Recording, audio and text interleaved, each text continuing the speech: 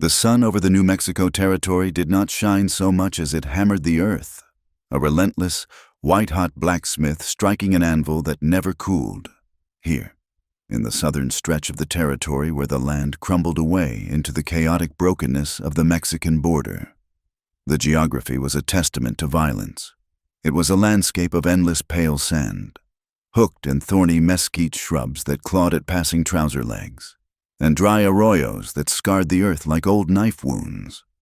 In the distance, great red mesas rose up from the floor of the desert, shimmering and warping in the heat haze until they looked like ships adrift on a burning ocean. In the center of this desolation sat Perdido Wells, a town that had no business existing and yet clung to life with the stubborn desperation of a tick on a lean steer. The buildings were bleached gray by the wind and scoured raw by the sand that never stopped blowing. There was a livery, a mercantile with dusty windows, a church that stood empty more often than not, and the Golden Steer Saloon, which roared even when the rest of the town whimpered. But the heart of Perdido Wells was the windmill. It was a towering skeleton of iron and wood, its blades groaning a rhythmic, metallic song that could be heard for miles. Beneath it lay the only reliable deep well in 2 days of riding, and leaning against the rail of the raised platform that surrounded the pump, usually with a cigar clamped between his teeth, was Elias Briggs. Briggs owned the water, which meant he owned the town. He was a man of heavy appetites and heavier influence, with a chest like a barrel and eyes that missed nothing. He watched the daily struggle for survival with the detached interest of a boy watching ants in a jar. Below him, ranch hands rode out in suffocating dust clouds to check on cattle that grew leaner by the day. Women in faded calico hauled heavy wooden buckets from the public spigot, for which Briggs charged 2 cents a bucket. Mexican laborers and native workers, mostly Apache or Navajo men trying to exist on the fringes of the white man's law, waited at the back of the line, counting copper pennies in calloused palms. The dust was democratic. It gritted between the teeth of the banker and the beggar alike, settling in the corners of eyes and the creases of bed sheets. Lena Hart tasted that dust every time she drew breath, and she hated it with a quiet, simmering intensity. Lena was mid-20s, though the harsh country had stripped away the softness of her youth and left something sharper and more durable in its place. She was originally from Missouri, a place of green hills and rivers that ran cool and deep, but she tried not to think of that anymore. Memories of water only made the thirst worse. Her days were split into 2 heavy halves. In the mornings, she scrubbed floors and changed linens at the boarding house Briggs owned. In the evenings, she stood on the small wooden stage of the Golden Steer Saloon, singing ballads to men who smelled of sweat, horseflesh, and raw whiskey. It was mid-morning now, and the heat was already pressing down with a physical weight. Lena stepped out of the boarding house back door, hauling a basket of damp sheets to the clothesline. Her hair, the color of dark walnut shells, was pinned back severely, but stray tendrils escaped to stick to her damp neck. She was beautiful, but it was a beauty muted by exhaustion and guarded eyes. As she pinned a sheet to the line, Mrs. Gable, the wife of the town storekeeper, walked past on the boardwalk, holding the hand of her young son. Mrs. Gable was a woman who wore her respectability like a suit of armor. When she saw Lena, she didn't just look away. She practically threw her shoulder into a turn, dragging the boy to the other side of the street. "Don't look at her! Billy!" "Mrs." Gable hissed, loud enough to carry across the dusty thoroughfare. Lena did not flinch. She clipped the wooden pin onto the fabric with a steady hand. She was used to it. To the decent women of Perdido Wells, Lena was a stain. She was a widow who had not gone home to her family but had stayed to sing for money. She was a fallen woman, a creature of the night, existing outside the tight circle of church socials and Sunday dinners. The men were no better. They tipped their hats when they passed Mrs. Gable, but when they passed Lena, they slowed their walk, their eyes sliding over her figure with a crude, assessing familiarity. They made jokes that were not quite whispers, betting on how much it would cost to buy more than just a song. Lena finished hanging the laundry and wiped her hands on her apron. The rejection stung. It always did. But she had endured worse things than the judgment of small minds. Suddenly, the wind gusted, snapping the wet sheet like a whip. For a second, the sound threw her back in time. The memory hit her with the force of a physical blow. She was 22. The wagon was overturned. Its axle shattered on a hidden rock in the middle of a screaming sandstorm. The sand was not just in the air. It was a solid thing, flaying the skin from their faces. Jacob was lying in the lee of the broken wheel, his lips cracked and bloody, his skin the color of old parchment. The canteen. She reached for the canteen, but her fingers were numb, and it rolled away, tumbling end over end into the howling gray void. Lena, he had rasped, the name sounding like grinding stones. She had woken up 2 days later under a burning sky. Alone. The silence was louder than the storm. She had failed him. She had brought him to this God-forsaken country on a dream of cattle and land, and she had watched the desert drink him dry. Lena gasped, gripping the rough wood of the fence post until splinters dug into her palm. The pain grounded her. She was in Perdido Wells. She was alive. Jacob was gone, and she blamed herself for every mile of desert they had crossed. She pushed the memory down into the dark cellar of her mind where she kept her ghosts, smoothed her apron, and went back inside to work. It was high noon when Caleb Rourke rode into town. He came from the north, riding a dun gelding that looked as road-weary as he felt. Caleb was a man seemingly carved from the landscape itself, lean, sun-cured, and quiet. He wore a trail-dusted coat and a flat-brimmed hat pulled low against the glare. A jagged white scar ran along his jawline, a souvenir from a knife fight in Abilene, or perhaps a skirmish during his time as an Army scout. He rarely clarified which. He did not ride with the swagger of a gunslinger looking for a reputation. He rode with the wary economy of a man who knew that wasted motion in this country could kill you. His eyes, the color of flint, scanned the main street. He noted the armed men lounging on Briggs' porch, hired guns, by the look of them, leaning back in chairs but keeping their rifles within arm's reach. He saw the tired faces of the Mexican workers hauling grain sacks. He saw the way the town seemed to hold its breath, waiting for permission to exhale. Caleb needed work. The war and the years of scouting that followed had left him with a set of skills that were useful only in violent places, and he was trying to outrun the blood on his hands. He wanted a quiet job, a herd to push, a paycheck that didn't require killing. He tied his horse at the hitching rail outside the Golden Steer, loosened the cinch to let the animal breathe, and pushed through the bat-wing doors. The saloon was dim and smelled of stale beer and sawdust. It was cooler inside, a reprieve from the anvil outside. Caleb ordered a whiskey and took a table in the back, sitting with his back to the wall. He nursed the drink, letting the burn settle the dust in his throat. Then, the piano player in the corner struck a few melancholy chords, and Lena Hart stepped onto the low stage. Caleb looked up. She wore a dress of dark blue silk that had seen better days. The hem frayed slightly, but she wore it with a dignity that made the room go quiet. She didn't sing a raucous saloon hall tune. She sang a slow, mourning ballad about a lover lost to the river. Her voice was not the polished soprano of an opera singer. It was rough, textured with smoke and exhaustion, but full of an ache so deep it seemed to vibrate in the floorboards. Caleb watched her, transfixed. He had seen beautiful women in St. Louis and San Francisco, painted and powdered, but they had been like dolls. This woman looked like she had walked through fire and come out the other side holding a handful of ash. As she reached the chorus, Lena lifted her gaze and scanned the room. Her eyes met Caleb's. For a heartbeat, the noise of the saloon, the clink of glass, the murmur of card games, fell away. Caleb felt a jolt in his chest, an unsettling recognition. It wasn't that he knew her, but that he recognized the look in her eyes. It was the look of someone who was waiting for the next blow to fall. Lena faltered for just a fraction of a second. She saw the scar, the intense gray eyes, the way he sat still as a predator. Men stared at her every night, stripping her with their eyes, But this man looked at her as if he were reading a letter she hadn't meant to send. She looked away quickly, finishing the song and stepping off the stage to scattered, lazy applause. That was quite a performance. A voice boomed.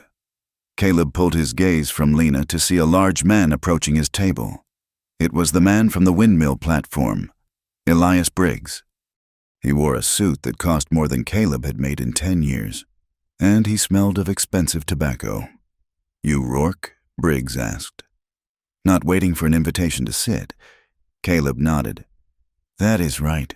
Word travels," Briggs said. "Lighting a cigar. Heard you were drifting this way. Heard you ran the trail for the Circle T last season. Kept the herd together through Comanche territory without losing a head. I did the job," Caleb said simply. "I have a job," Briggs said, leaning forward. 3,000 head, north to the railhead in Colorado. It is a long drive, dry country. I need a boss who knows the land and knows how to handle trouble." Caleb swirled the whiskey in his glass. "Standard pay? Double," Briggs said, "plus a bonus upon delivery." Caleb narrowed his eyes. Double pay meant double the danger, or double the dishonesty. Usually both. "Why the bonus?" "Special cargo," Briggs said, his voice dropping an octave. "Hidden in the supply wagons. Just some hardware for a friend up north. Nothing you need to worry about. Long as it gets there." Caleb sensed the trap immediately. Hardware meant guns, and guns moving north usually meant trouble with the law or trouble with the tribes. He wanted to say no. He wanted to ride out of Perdido Wells and never look back, but his pockets were empty, and his horse was lame in the left foreleg. He needed the money to keep moving. "I choose my own men for the point and flank," Caleb said. "Agreed." Briggs smiled, a gesture that showed too many teeth. Just then, Lena walked past their table, carrying a tray of empty glasses. Briggs reached out and caught her wrist. It was a casual, possessive gesture. Lena stiffened, the tray rattling, but she didn't pull away. "Sing something happier next time." "Lena," Briggs said, his thumb rubbing over the inside of her wrist. "You are depressing the customers. And remind Mrs. Higgins you are behind on your room and board again. I will pay her tomorrow. Mr. Briggs," Lena said, her voice tight. Briggs chuckled and looked at Caleb. "Pretty thing, isn't she? A bit used up, but she knows her place. Property comes with the town, so to speak, if you get lonely before the drive starts. Rourke, I can make arrangements. It helps to clear the debt." Caleb felt a muscle in his jaw jump. The casual cruelty, the way Briggs spoke of her as if she were a horse with a bad leg, made a dark, violent heat uncoil in Caleb's gut. He looked at Lena. Her face was burning with shame, her eyes fixed on the floor. He looked back at Briggs. "I am here to push cattle. Briggs, not to buy favors." Briggs laughed, releasing Lena's wrist. She scurried away, disappearing into the back room. "Suit yourself, Cowboy, but out here, a man takes what is offered." Caleb said nothing, but the comment lodged deep in his chest like a splinter. He finished his drink, the taste suddenly bitter. That night, the desert turned on them. A sudden pressure drop plunged the town into chaos as a gale-force wind shrieked down from the mesas. It carried a wall of sand that blotted out the stars. The doors of the Golden Steer banged open and shut violently until the bartender barred them. Dust invaded every crack in the walls, coating the bar, the tables, and the drinks in a fine brown powder. Customers shouted to be heard over the roar as kerosene lamps flickered and smoked. Lena had finished her shift and was changing into her street clothes in the small dressing room when the storm hit. She wrapped her shawl tight around her head and stepped out the back door. The wind nearly knocked her off her feet. Across the street, she saw old Widow Halloway struggling. The wind had snatched the woman's cane, and she was frozen in the middle of the street, blinded by the flying grit. Without thinking, Lena pushed into the gale. The sand stung her face like buckshot. She reached the older woman, gripping her arm to steady her. "Come on!" Lena shouted over the wind. She guided the woman to the safety of the mercantile porch. "Mrs. Halloway looked up, her eyes streaming, ready to thank her savior. When she realized it was Lena, The gratitude froze on her face. She pulled her arm away as if Lena's touch burned. "I can manage," the widow snapped. Turning her back, Lena stood on the porch, the wind tearing at her dress, and felt a desolation deeper than the desert itself. The next morning the air was still thick with suspended dust, turning the sun into a pale, cruel coin in a yellow sky. The wind had died, but the heat remained, magnified by the humidity of the storm. Lena could not breathe. The town, the stairs, the memory of Briggs's hand on her wrist. It was suffocating her. She needed to get out, even just for a few hours. She heard the stagecoach was making a short run to the Miller Ranch, 20 miles out, to deliver supplies. She went to the depot and offered to deliver a small parcel of lace the Miller widow had ordered from the east. The stage driver, a grizzled man named Sam, who chewed tobacco like a cow chewing cud, looked at her skeptically but shrugged. "Suit yourself. Miss, leaving in 10 minutes?" Lena climbed into the coach. It was empty save for her and a quiet man in a bowler hat who looked like a traveling salesman. As the coach lurched forward, leaving Perdido Wells behind, Lena leaned her head against the frame. She watched the town shrink until the windmill was just a toothpick against the sky. For the first time in weeks, her chest loosened. The desert rolled by, monotonous and grand. The silence out here was different. It was clean. They were 15 miles out, crossing a dry wash called Devil's Cut. When it happened, the rains from the storm hadn't reached the ground here, but the wind had shifted the terrain, exposing deep ruts. The right front wheel of the stagecoach hit a patch of wash that looked solid but had been hollowed out from below. There was a sickening crack, loud as a gunshot. The coach lurched violently to the right. Lena was thrown from her seat, slamming into the opposite wall. The salesman screamed. The world spun, sky, ground, sky, ground. The horses panicked, screaming in terror as the weight of the coach dragged them sideways. The vehicle flipped. Wood shattered. Glass exploded. Lena felt a massive impact against her shoulder. Then her head struck something hard, and the world went black. She woke to the sound of wind hissing through scrub brush. Pain radiated from her left shoulder and hip. She groaned, pushing herself up. She was lying in the sand, 10 yards from the wreckage. The coach was a splintered ruin on its side. The horses had broken their traces and bolted. "Sam?" Lena croaked. Her throat was full of sand. There was no answer. She dragged herself toward the wreckage. The salesman was lying near the wheel, his neck twisted at an unnatural angle. He was gone. She couldn't see Sam. She crawled further, the sun beating down on her unprotected neck. She found Sam's hat, but the driver was nowhere to be seen, likely thrown further down the wash or dragged by the horses. Lena sat back, clutching her bruised arm. She was alone. Panic, cold and sharp, tried to seize her. She looked at the horizon. It was a wall of heat. She scrambled to find water. She found a canteen in the wreckage, but it had been crushed. The water had leaked out, leaving a dark, rapidly drying stain on the sand. "No," Lena whispered. Flashbacks assaulted her. Jacob's lips, the rolling canteen, the silence. She dragged herself toward a scrubby creosote bush, desperate for the meager shade it offered. The sand burned her palms. Her dress was torn at the hem. Her boots scuffed. "I will not die here." She hissed at the empty sky. She curled into a ball under the bush. The thirst was already clawing at her throat. She closed her eyes, forcing herself to breathe slow and shallow. She would not let the desert take her again. She would spite it by living. Miles away, Caleb Rourke was riding the perimeter of the proposed trail route. He had left town before dawn, wanting to check the water holes along the southern pass. He pulled his dun to a halt on a ridge. He squinted against the glare. Something caught his eye in the distance, a break in the pattern of the desert floor, a shape that was too geometric to be natural. He pulled his field glasses from his saddlebag, through the lenses. The shimmering heat stabilized just enough. A tipped coach, a scrap of blue cloth whipping in the wind. "Damn it," Caleb muttered. He spurred the horse. The animal leaped forward, sensing the urgency in its rider. Caleb rode hard. dust stinging his eyes, leaning low over the horse's neck. He covered the distance in 20 minutes, though it felt like hours. As he approached the wreck, he saw the body of the salesman. He saw the shattered wheel. He slowed the horse, his eyes scanning for movement.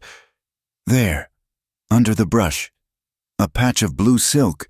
He vaulted off the saddle before the horse had fully stopped. He ran to her, his boots crunching on the gravel. He knelt beside her. It was the singer, Lena. She was slumped and dazed, her face pale beneath the dirt. Her lips were cracked, and sand was matted in her dark hair. She looked small, broken, like a bird flew into a window. Caleb reached out, his hand hovering for a second before gently touching her shoulder. "Miss Hart?" Lena flinched violently, her eyes flying open. They were wild, unfocused. She stared at him, not seeing him at first. "Water," she rasped. Caleb unhooked his canteen and uncorked it. Slowly, he commanded. He lifted it to her lips. She grabbed his hand, trying to gulp it down. He pulled it back gently. "Easy. You will make yourself sick. Just a sip." She swallowed, coughing, then took another sip. Awareness slowly returned to her eyes. She looked at the canteen, then up at his face. She saw the scar, the gray eyes. "You," she whispered. "The cowboy. Caleb Rourke," he said softly. "Are you broken anywhere?" "My shoulder," she said. "My hip. I think I am just bruised." Caleb checked her arms and legs with professional, impersonal hands.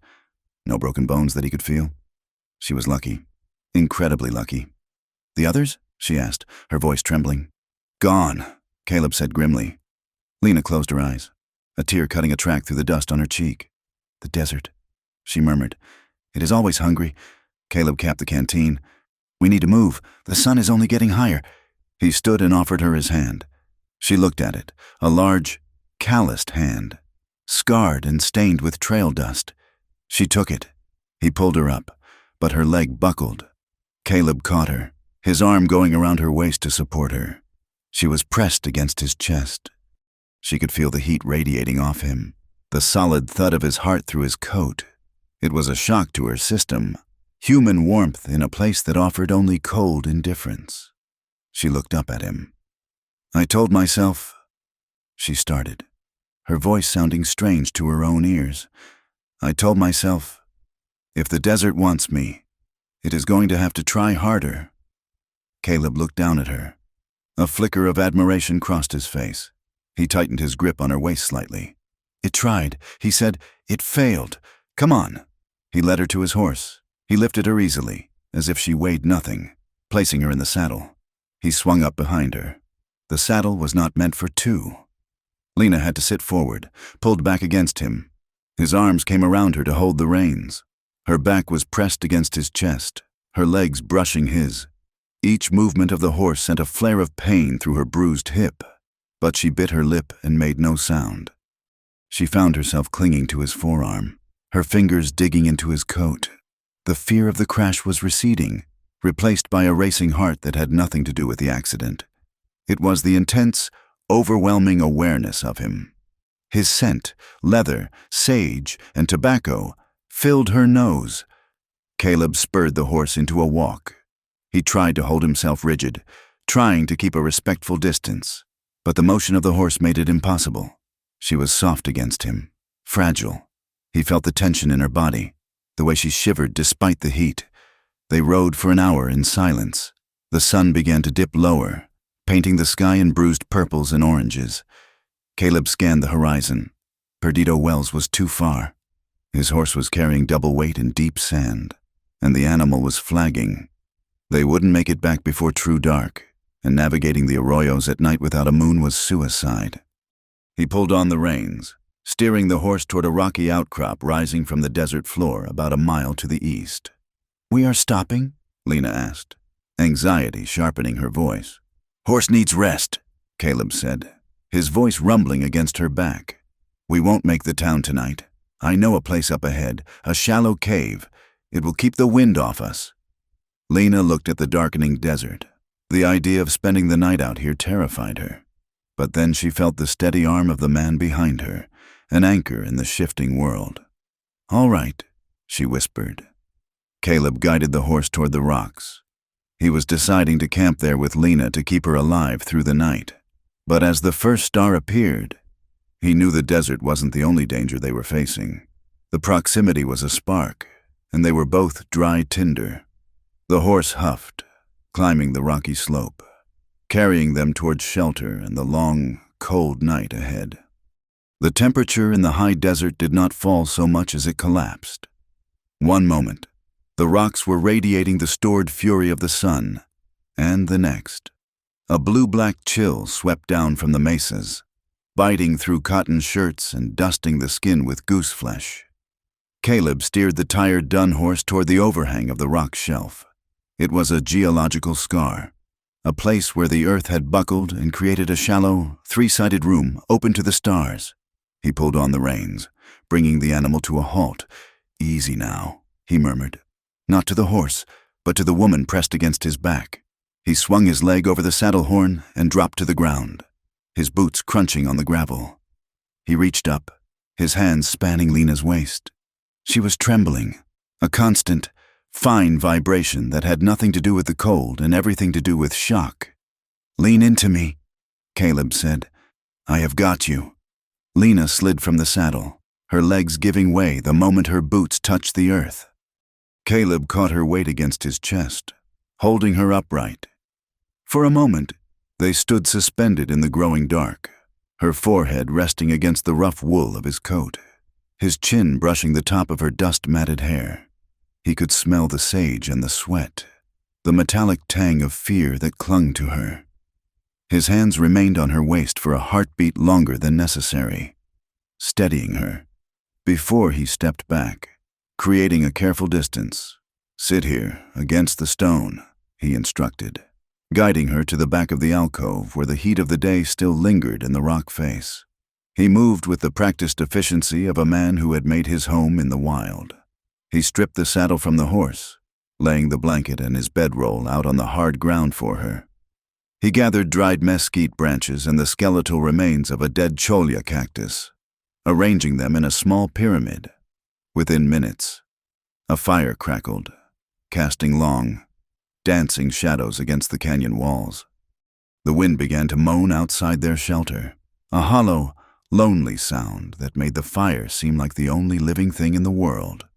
Caleb uncorked his canteen and knelt beside Lena. The firelight revealed the extent of the damage. Her face was a map of her ordeal, a dark bruise blooming along her jawline, lips cracked and peeling, eyes sunk deep into dark hollows.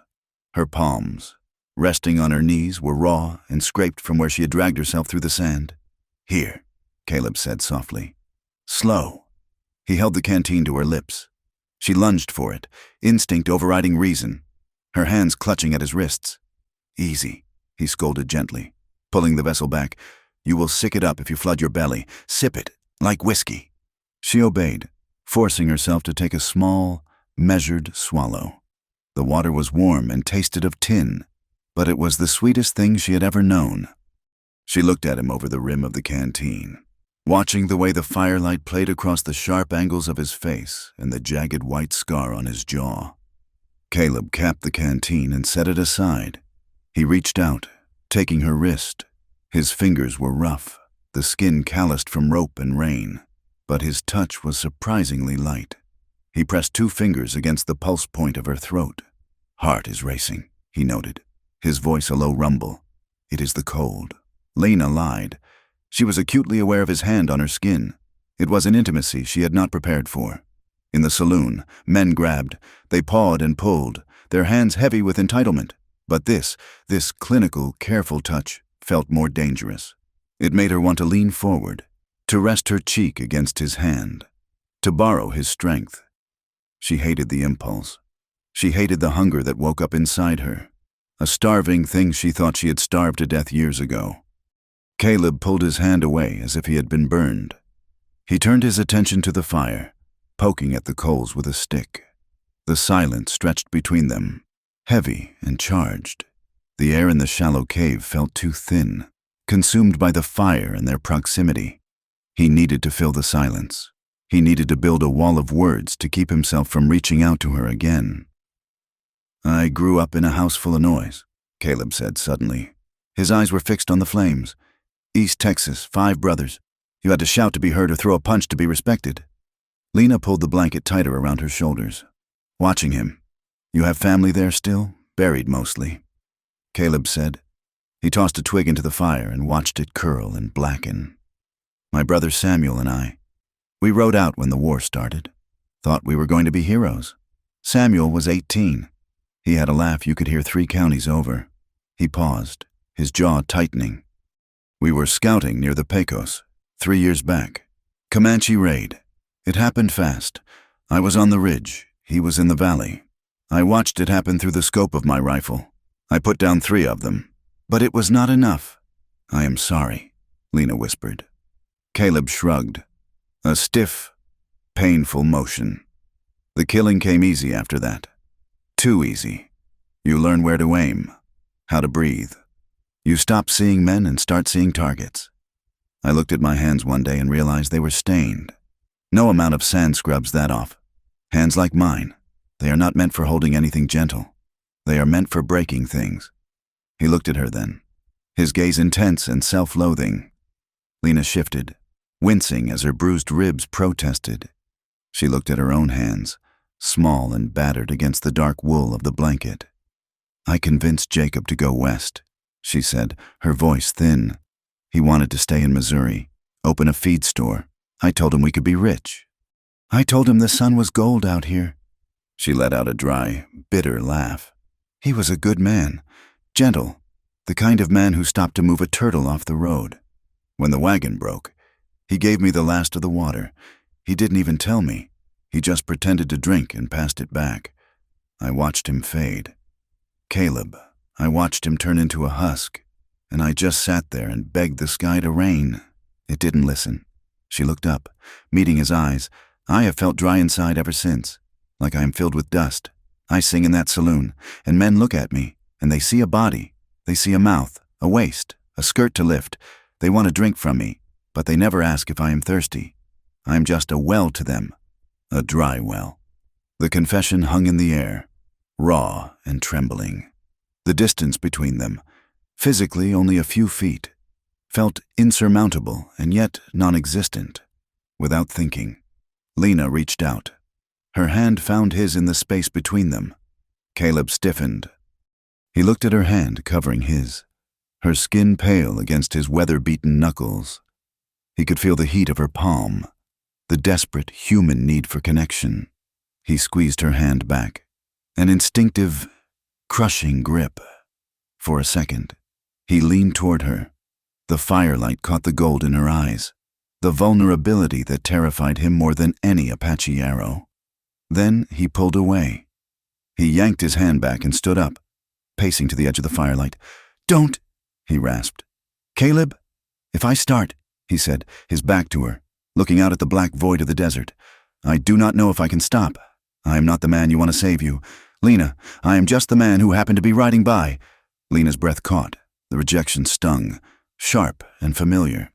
But beneath it was something else, a thrill. He wasn't rejecting her because she was broken. He was rejecting her because he was afraid of how much he wanted her. "Get some sleep," Caleb said, his voice rough. "We ride at first light." He sat near the entrance of the cave, his rifle across his lap, and kept watch over the darkness. Lena lay down, pulling the bedroll up to her chin, and watched the silhouette of his shoulders until exhaustion finally dragged her under. Dawn arrived not with a shout, but with a whisper. The desert turned a soft, bruising purple, then a pale, translucent pink, and finally, a brilliant, hard gold as the sun crested the mesas. They broke camp in silence. The intimacy of the night before hung around them like smoke, uncomfortable in the light of day.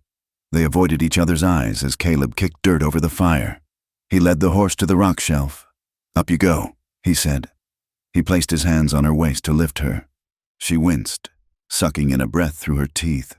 He paused, his grip tightening for a fraction of a second. supporting her weight entirely until she found her footing in the stirrup.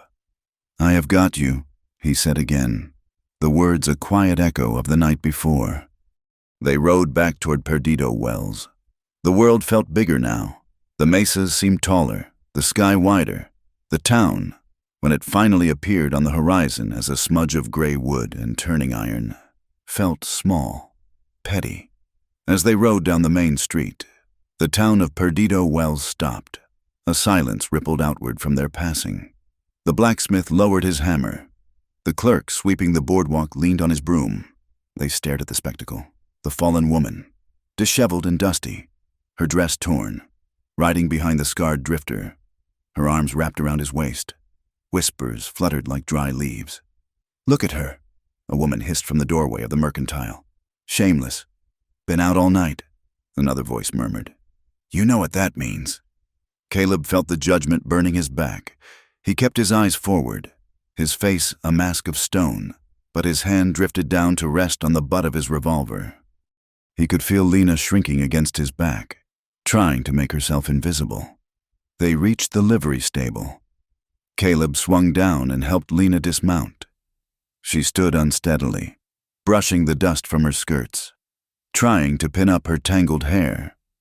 "Well now," a voice cut through the air.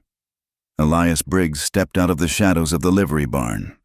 He was immaculate in a dark suit, his boots polished to a shine that mocked the dust on everyone else. He looked at Lena, then at Caleb, his eyes narrowing. "We feared the worst." "Lena," Briggs said, moving closer. "When the stage didn't arrive, we thought the Apaches had taken you, or the heat. The stage crashed," Caleb said, stepping between Briggs and Lena. "Wheel broke at Devil's Cut. Driver and the passenger are dead." "Tragedy," Briggs said, though his voice lacked any weight of sorrow. "A terrible tragedy. But you seem to have found a guardian angel, my dear." He reached out, his hand cupping Lena's elbow. His fingers squeezed, digging into the tender flesh. It was a claim, a mark of ownership. "You look a wreck," Briggs said, his voice dropping. "Go get cleaned up. You have work tonight." Lena flinched but didn't pull away. She was too tired, too battered to fight him. Caleb stepped closer. It was a subtle movement, just a shift of weight, but it brought him within striking distance. His shoulder brushed Briggs's arm, forcing the other man to take a half step back or stand his ground and escalate. "She needs a doctor." "Briggs, not a shift," Caleb said, his voice low and dangerous. Briggs looked at Caleb, surprised by the insolence. A slow, cold smile spread across his face. He released Lena's arm. "She is tough. Rourke. She has to be. Living here. But you are right. Rest up. Lena, we will talk about your debts later." Briggs tipped his hat, his eyes lingering on Lena's torn bodice for a second too long, before turning and walking away. The boarding house smelled of boiled cabbage and lye soap. Lena sat on the edge of her narrow bed, staring at the wall. She had washed the sand from her face, but the grit felt permanent, embedded in her soul. There was a heavy knock on the doorframe. It wasn't a request. It was a notification. Briggs stood there, filling the doorway. "I brought the ledger." "Lena," he said, stepping inside without waiting for an invitation. "Please, Mr. Briggs," Lena said, standing up. "I'm tired." "The doctor saw you," Briggs said, ignoring her. "He says you are fine. Bruised, but fine. That visit cost $2. Add that to the room, the food, the clothes. You are digging a deep hole." "Darling, I will work extra shifts," Lena said, her voice trembling. Briggs laughed softly. He walked a circle around her, inspecting her like prize livestock. "Singing does not pay that well. There are other ways to work off a debt, faster ways. You know I have always had a soft spot for you. Lena, even when you were playing the grieving widow." He stopped behind her, leaning in close. His breath smelled of whiskey and peppermint. "Stop fighting it. You belong to this town. You belong to me." Lena stiffened, old panic rising in her throat like bile. She stood rigid, terrified that if she moved, he would strike, or worse, he would touch her again. "I will have the money," She whispered. "We will see," Briggs said. He turned and walked out, leaving the door open. In the hallway, hidden by the shadows of the stairwell, Caleb stood frozen. He had come to check on her, to make sure she was all right. He had heard every word. His hands curled into fists at his sides, the knuckles turning white. His jaw was clamped so tight his teeth ached. He wanted to march into that room and beat Briggs until the man couldn't stand. He wanted to burn the ledger and the boarding house and the whole damn town. But he stopped. He knew men like Briggs. They held all the cards. If Caleb acted now, Briggs would have him arrested or shot, and Lena would be left alone, deeper in debt, with no one to watch her back. Violence was a tool, but it had to be used precisely.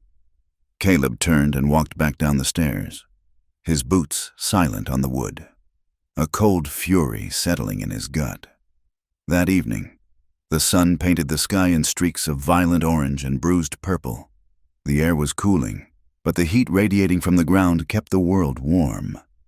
Caleb finished his work at the corral, hanging the bridles in the tack room.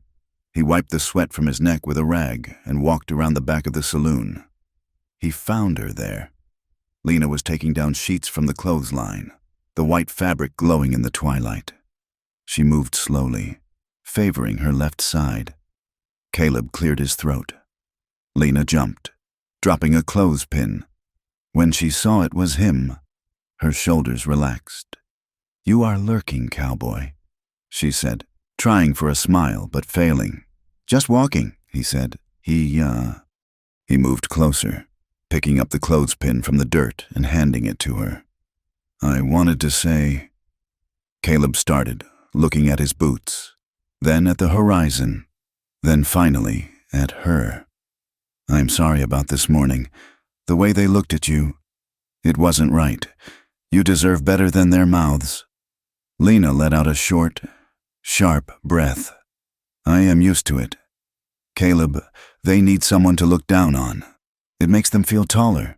She reached for the next sheet, and as she did, she hissed in pain. "Let me see," Caleb said. He didn't wait for permission. He took her hand, turning it palm up. The blisters from the ride and the crawl through the sand were raw and weeping.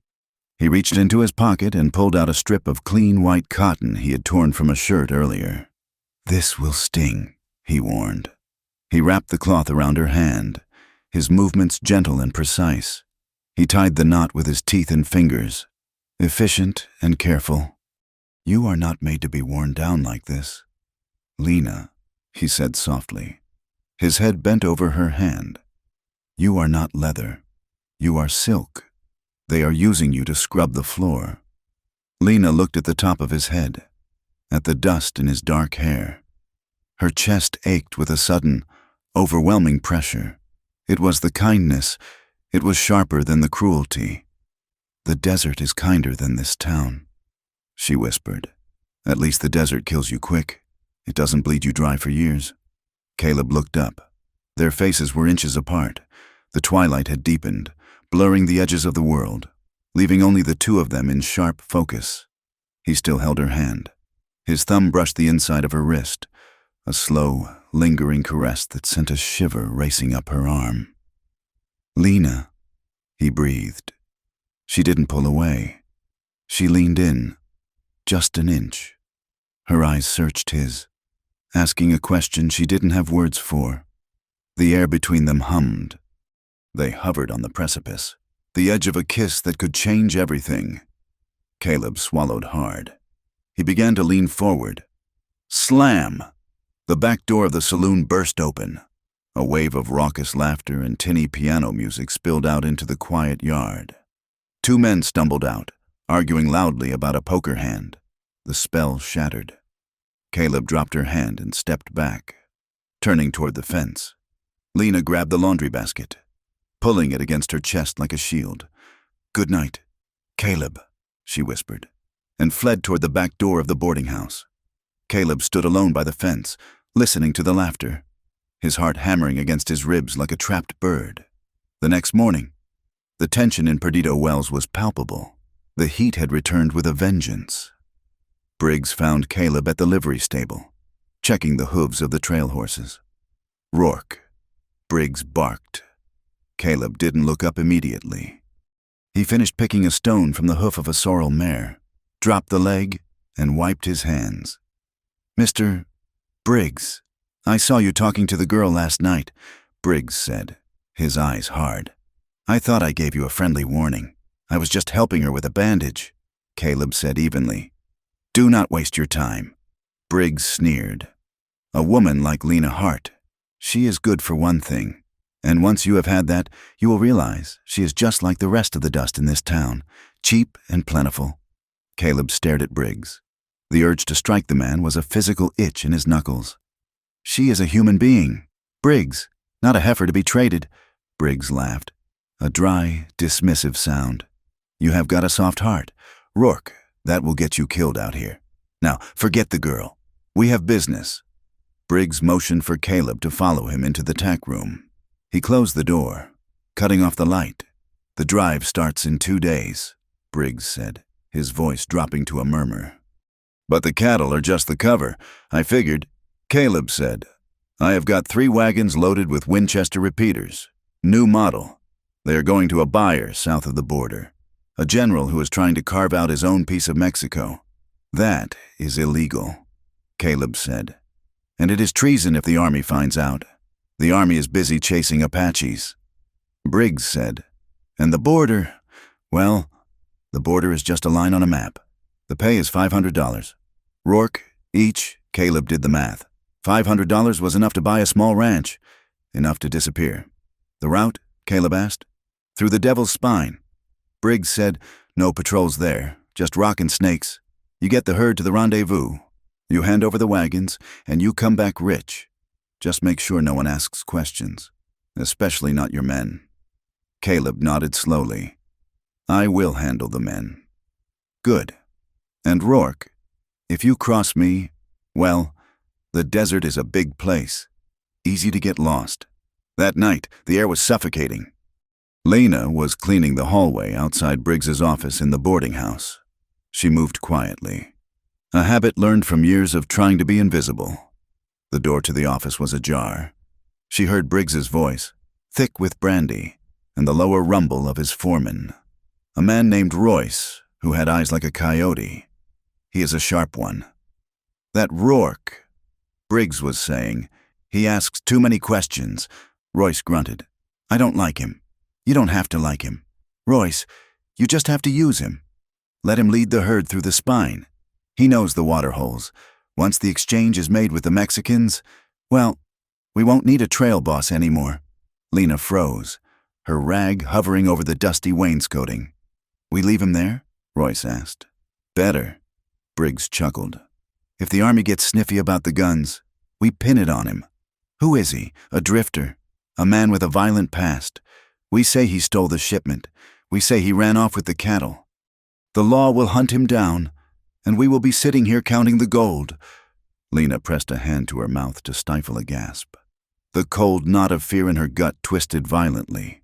They were going to kill him, or worse, frame him, and let the law hang him. The man who had pulled her from the sand, the man who had wrapped her hand in white cotton. She crept away from the door, her heart pounding so hard she thought it would crack her ribs. She had to warn him. She couldn't let the desert, or Elias Briggs, take him too. Not this time. The dawn light over the corrals was not gentle. It was a bruised purple that promised another day of suffocating heat. The air was already thick with the smell of horse manure, dry hay, and the acrid dust raised by 3,000 hooves. Lena Hart moved through the swirling grit with a singular purpose. She kept her head down, her shawl pulled tight, dodging the ranch hands who were shouting and coiling ropes. She found Caleb near the supply wagons, tightening the cinch on his dun horse. He looked up as she approached, his eyes narrowing at the distress etched into her face. "Caleb," she said, her voice a breathless whisper. He stopped what he was doing, stepping in close to shield her from the view of the other men. "What is it? You should not be here. Lena, Briggs is watching." "I do not care if the devil himself is watching," she hissed, grabbing the sleeve of his coat. "I heard them. Caleb, last night, Briggs and his foreman, Royce, they were laughing about it. Caleb went still. Laughing about what? About you? About the guns? Lena looked around quickly to ensure they were alone, then spilled the words out in a rush. The cattle are just a cover for the rifles. I know you guessed that part, but they are not planning to pay you. Caleb, they are planning to bury you, Briggs said once the exchange is made south of the border. They do not need a trail boss anymore. They are going to frame you. They will say you stole the shipment and the herd. They want to make you the outlaw so they can play the victims. Caleb stared at her, his face unreadable, but his eyes went cold. He slowly let out a breath he seemed to have been holding since he rode into town. I should have known, he said, his voice low and bitter. It fits. A drifter with a scarred face and no kin. Who would question it? He turned back to his horse, his movements jerky with suppressed anger. He yanked the cinch strap tighter, making the horse grunt. It is always the same, he muttered. You try to walk a straight line, and they dig a ditch in front of you. I am done being the scapegoat for men in silk suits. Caleb. Listen to me, Lena pleaded, stepping into his line of sight. You cannot go. You have to leave, ride out now, before the herd moves. Go north, go anywhere but with them. And go where? Caleb asked, looking down at her. If I run now, I look guilty. Briggs will send the law after me before I clear the county line. I will be hunted again. Lena, I spent 5 years looking over my shoulder. I am not going back to that life. Then what? You ride into a trap? I handle it, Caleb said, his hand resting on the butt of his revolver. I take the job, I watch my back, and when Royce makes his move, I will be ready.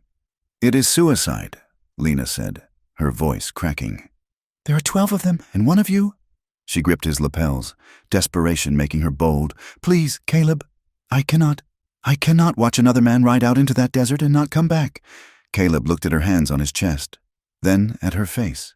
The fear in her eyes was not just for him, it was an old fear, a ghost she carried. He reached up and gently covered her hands with his. I am not your husband. Lena, I know how to bleed and keep standing. It is not just that, she blurted out, the words tearing their way out of her throat. You do not know what Briggs is. You do not know what he did to me. Caleb frowned, sensing the shift in her. What he did? Lena looked down, trembling. When I first came here, after Jacob died, I was out of my mind with grief. I was starving. Briggs took me in at the boarding house. He played the kindly benefactor. He gave me food, a room. I thought he was a good man. She swallowed hard, forcing herself to meet Caleb's gaze. A week later, he came to my room. He said payment was due. He didn't want money. I was weak, Caleb. I could barely stand, but I fought him. I scratched his face. I screamed until the other boarders came out. Caleb's hands tightened on hers, his expression darkening into a terrifying stillness. He stopped. Lena whispered, but he made me pay for it. The next day, he told everyone in town I had tried to seduce him.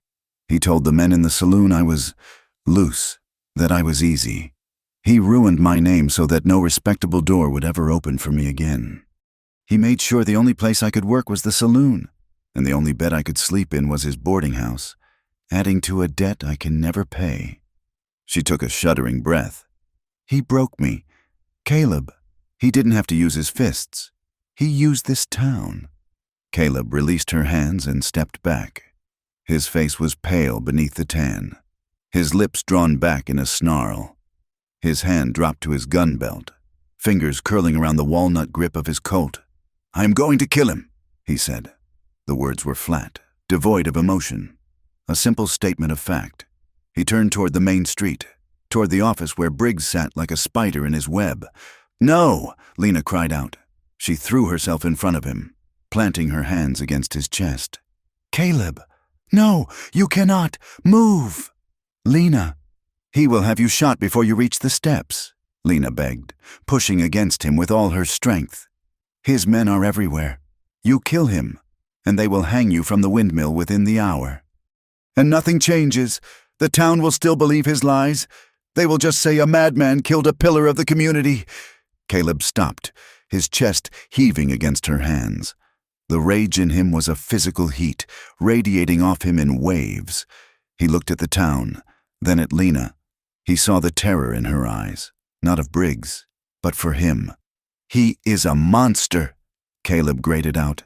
"Yes," Lena said, tears finally spilling over. "He is. But if you die today, he wins. Please, Caleb, use your head, not your gun. You said you wanted to find proof. You said you wanted justice, not just blood." Caleb stared at her for a long moment. The red haze in his vision slowly began to recede, replaced by the cold, hard clarity of the soldier he used to be. He took a deep breath, the air whistling through his nose. He lifted his hands from his gun belt and placed them on her shoulders. His grip was firm, grounding. "All right," he said roughly. "All right. I will not kill him today." He looked past her, toward the endless horizon of the desert. "I will take the job. I will ride with the herd. But I am not just delivering cattle. I am going to find where he keeps the records.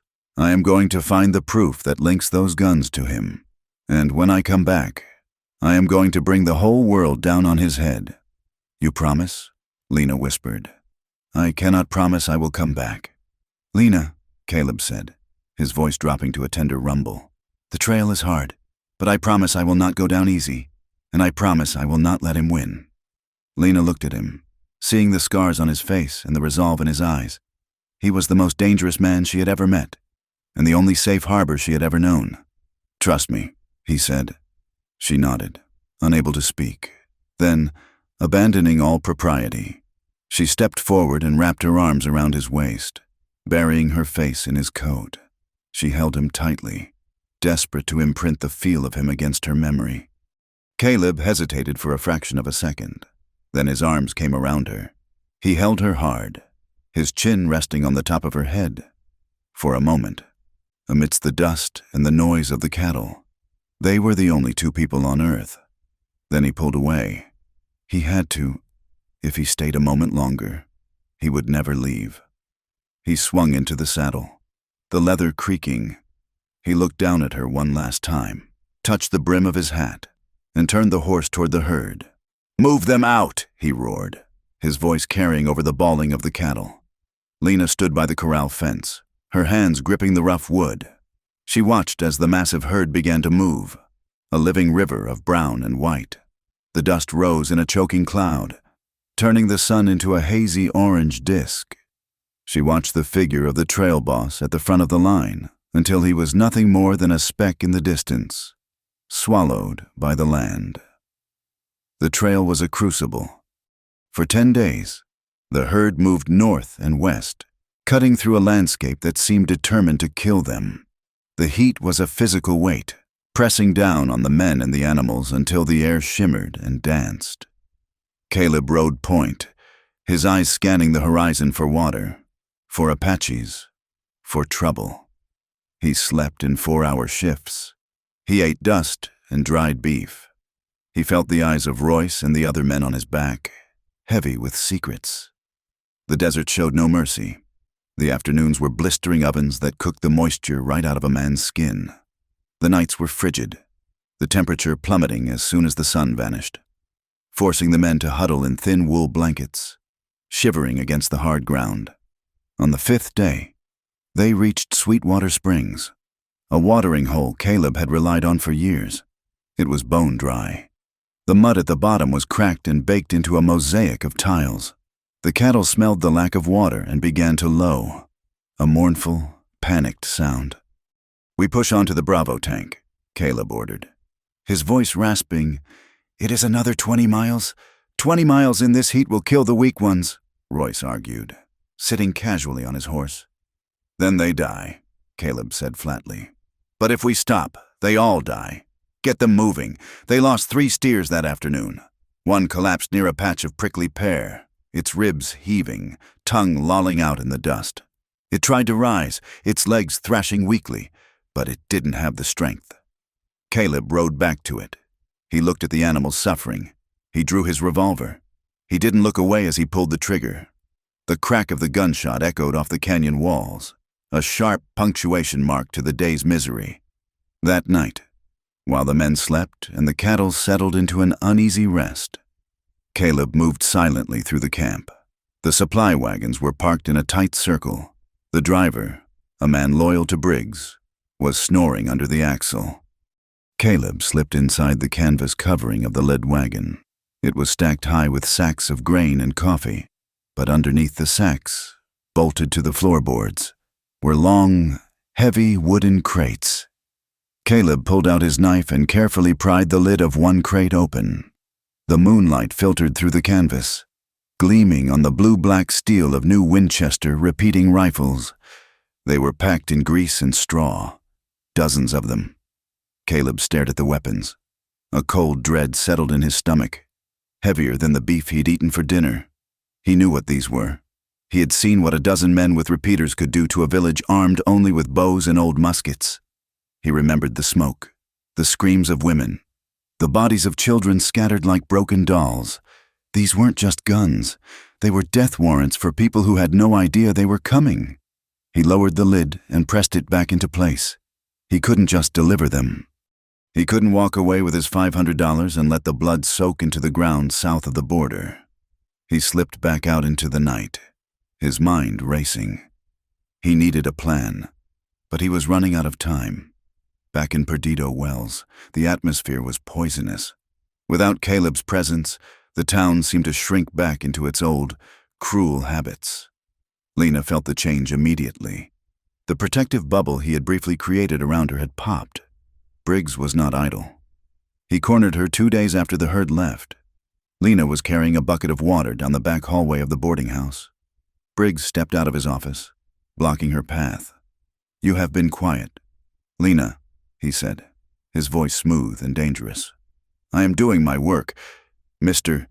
Briggs," she said, trying to step around him. He moved with surprising speed, grabbing her arm and slamming her back against the wall. The water bucket fell, splashing over her boots and the floor. He pressed his body against hers, pinning her there. His hand came up, his fingers digging into her jaw, forcing her to look at him. "I know you talked to him," Briggs hissed. "I saw you at the corrals. What did you tell him?" "Nothing," Lena gasped, her heart hammering. "I told him goodbye.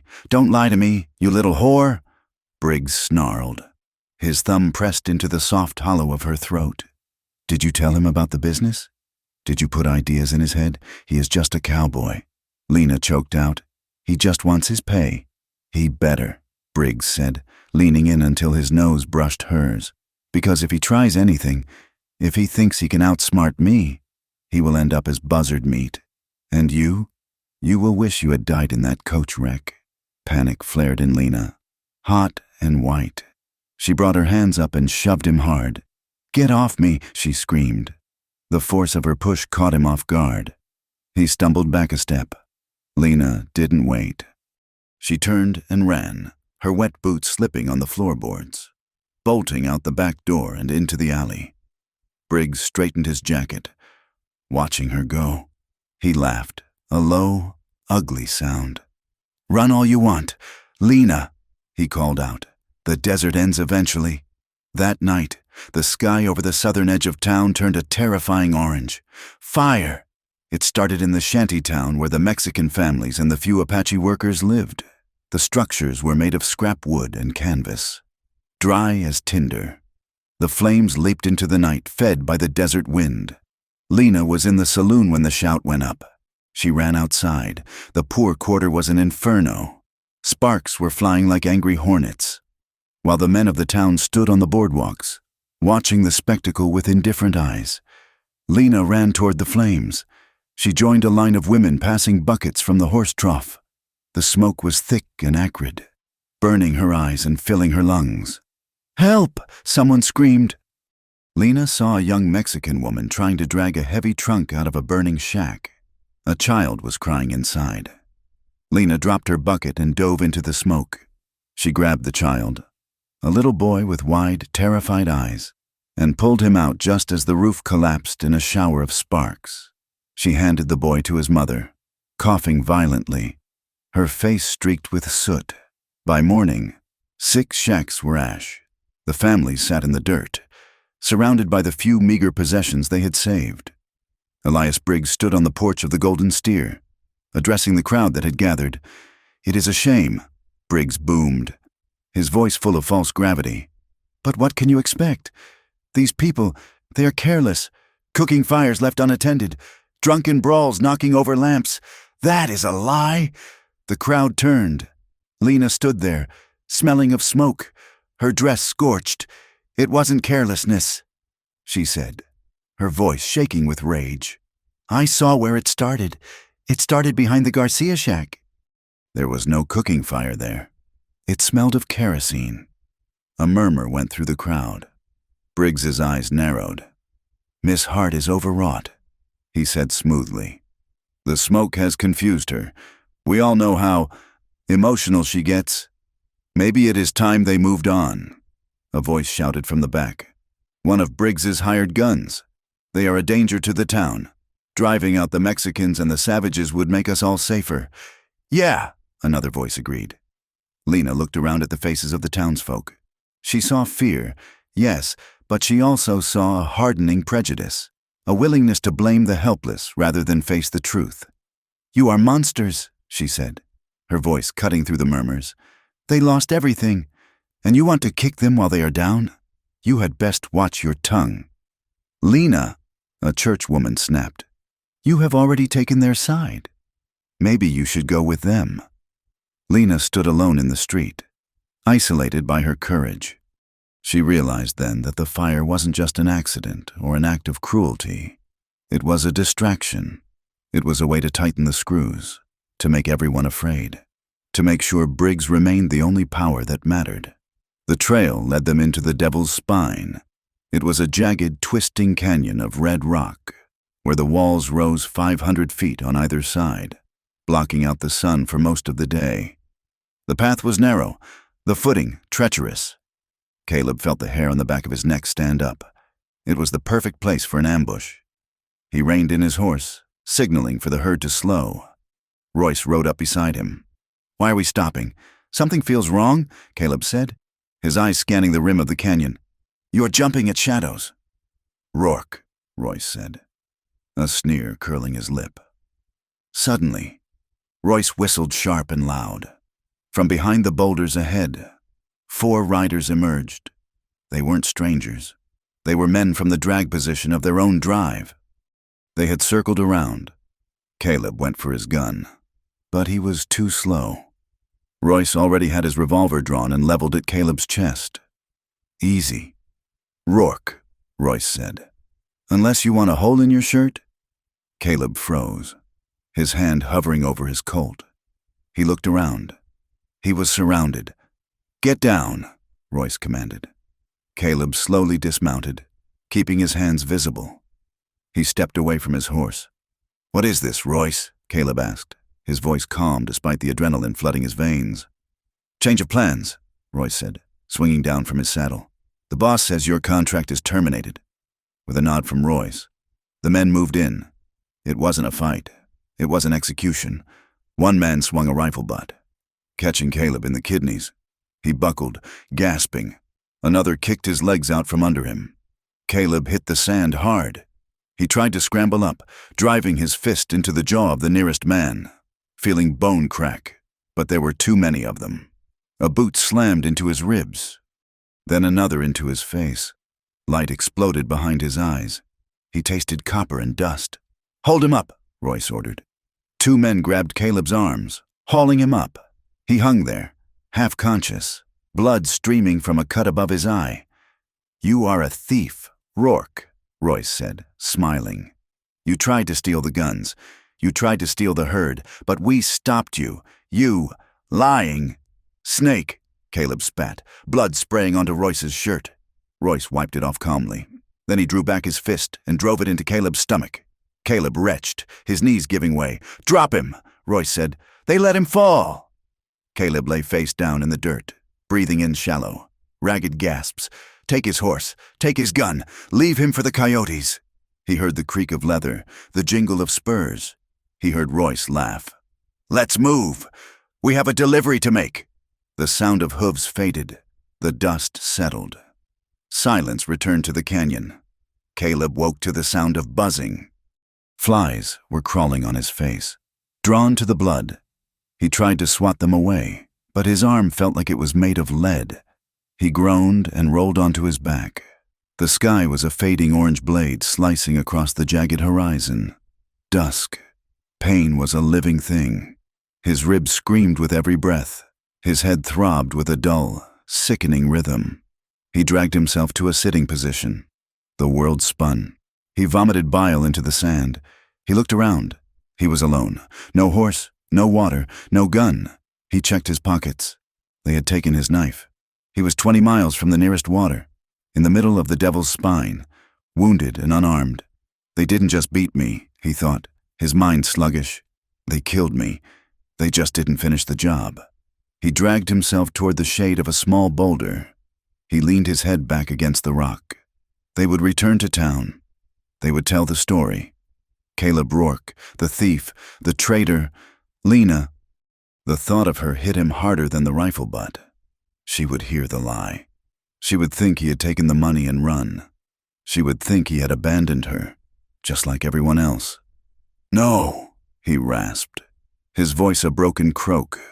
He forced his eyes open. He looked at the darkening sky.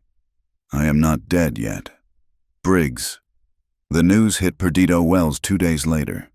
Royce rode in alone, looking exhausted and dusty. Playing the part of the hero perfectly, he went straight to the saloon, ordered a whiskey, and told the room the tale. Rourke turned on us. Royce said, his voice carrying to the corners of the room. "We caught him trying to turn the herd south, toward the border. He had a deal with some banditos. We had to fight him off. He ran like a coward when we drew iron. Took a horse and scattered some of the cattle." A murmur of outrage went through the saloon. I knew it. A man said, "Never trust a drifter." Briggs came down from his office, feigning shock. "My cattle?" Briggs asked. "My investment? We saved most of it. Mr. Briggs," Royce said. "But Rourke got away with the best horses and maybe 50 head. Briggs shook his head, looking like a disappointed father. "I misjudged him. I thought he was a man of honor. It just goes to show. You cannot help some people. They are born bad." Lena was wiping down a table near the back. She heard every word. The tray in her hands clattered to the floor. Everyone turned to look at her. "He didn't do it," she whispered. "Lena," Briggs said sadly, "I know you had a fondness for him, but facts are facts. He ran. He left you. He didn't run," she shouted, her voice shrill. "You set him up. You sent him out there to die." She looked around the room, begging someone to believe her. "Don't you see? It is a lie. He wouldn't steal. He wouldn't run."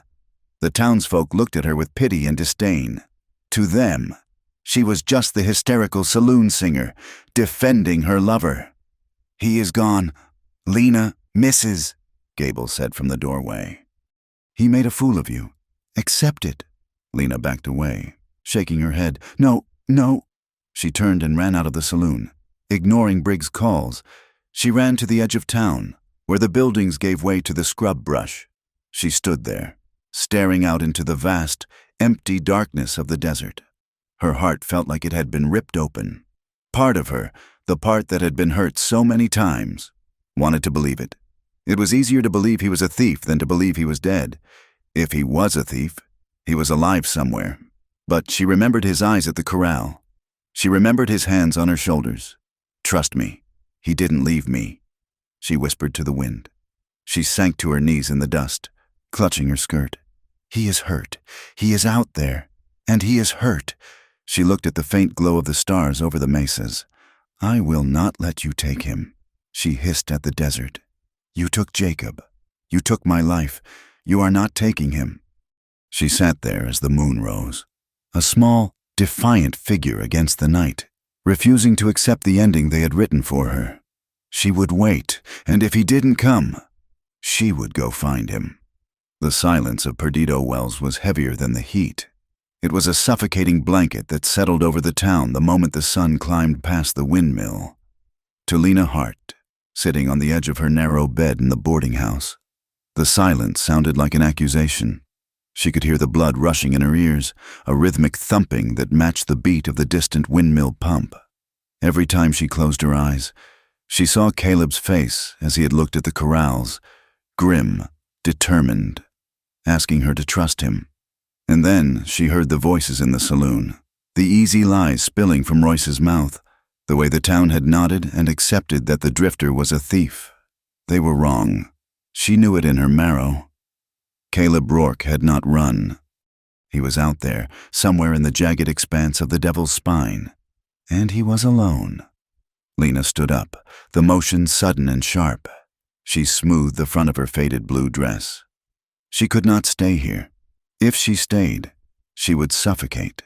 If she stayed, she would be accepting Briggs's version of the world, a world where money bought truth and the vulnerable were ground into dust. She packed a small canvas sack with the barest essentials, a tin of dried beef, a box of matches, a small knife she used for paring apples, and the last of her water. She counted the coins in her pocket, $4.30. It was everything she had saved for months. She waited until the siesta hour, when the sun was a white hammer beating the streets empty. She slipped out the back door of the boarding house, moving through the shadows of the alleyways toward the livery stable. The stable boy was asleep on a pile of hay, his hat pulled over his eyes. Lena moved quietly to the back paddock. There was a bay gelding there, a horse with a white star on its forehead and a tired gait. It wasn't fast, but it was sturdy. She worked quickly, her hands trembling as she saddled the animal. She wasn't a thief. The guilt gnawed at her, but the fear for Caleb gnawed harder. She took an old envelope from her pocket and wrote a note in pencil. Borrowed. Will return or pay full value. L.H. She wrapped the $4 and the coins inside the paper and wedged it under a loose board near the tack room door where the owner would find it. She led the horse out the back gate, walking it until they were well past the last shanty. Then she mounted. The saddle was hot against her legs. She turned the horse's nose toward the jagged line of the horizon, toward the place where the sky turned the color of a bruise. Go, she whispered. The desert did not welcome her. Within an hour, the town was gone, swallowed by the heat haze. The world became a wavering mirage of brown and gray. The sun was a physical weight on the back of her neck, a heavy hand pressing her down. Her dress, damp with sweat, clung to her skin like a second, suffocating layer. Lena was not a tracker. She could not read the story of the earth like Caleb could, but the trail left by 3,000 head of cattle was a highway of churned earth and dung that even a child could follow. She rode along the edge of the devastation, keeping her eyes fixed on the distance. The thirst came first. It started as a dryness in the back of her throat and quickly grew into a clawing need. She took small sips from her canteen, rationing it, but the heat sucked the moisture from her body faster than she could replace it. As the miles dragged on, the silence of the desert began to peel away the layers of her mind. The present moment blurred with the past. The squeak of the wagon wheel, that was what she heard. Not the horse's hooves, but the rhythmic squeak of the wagon that had carried her and Jacob West 5 years ago. She blinked, and for a second, the bay horse's neck looked like the mule Jacob had driven. She saw Jacob sitting beside her, his face coated in dust, his eyes bright with a feverish hope. Almost there. "Lena," he said, his voice scratching like dry leaves. "Just over that ridge. The land is green on the other side." Lena shook her head violently, trying to dislodge the memory. "No," she said aloud. Her voice was a croak in the vast emptiness, but the desert didn't care about her denial. The wind picked up, tossing sand into the air, and suddenly she was back in the storm. The sky turned a terrifying, bruising purple. The sand wasn't just in the air, it was the air. Jacob was coughing, a wet, hacking sound that tore at her heart. The wagon lurched. He fell. She was holding his hand, screaming his name over the howl of the wind, but he was staring past her, staring at something she couldn't see. His grip went slack. That was the moment the world ended, not with a bang, but with the sudden, terrible weightlessness of a hand letting go. Lena gasped, jerking the reins. The bay horse danced sideways, startled. She was back in the present. The sun was dipping lower, turning the shadows of the mesquite bushes into long, grasping fingers. Her head pounded with a dull, rhythmic throb. She looked at the canteen. It was nearly empty. "You haven't learned." The wind seemed to whisper. "You think you can cheat the sand twice? I'm not cheating," Lena muttered, her lips cracking. "I'm fighting." She forced the horse on. The tracks of the herd were diverging now, scattering as if the cattle had been spooked. She saw the signs of a struggle in the dirt.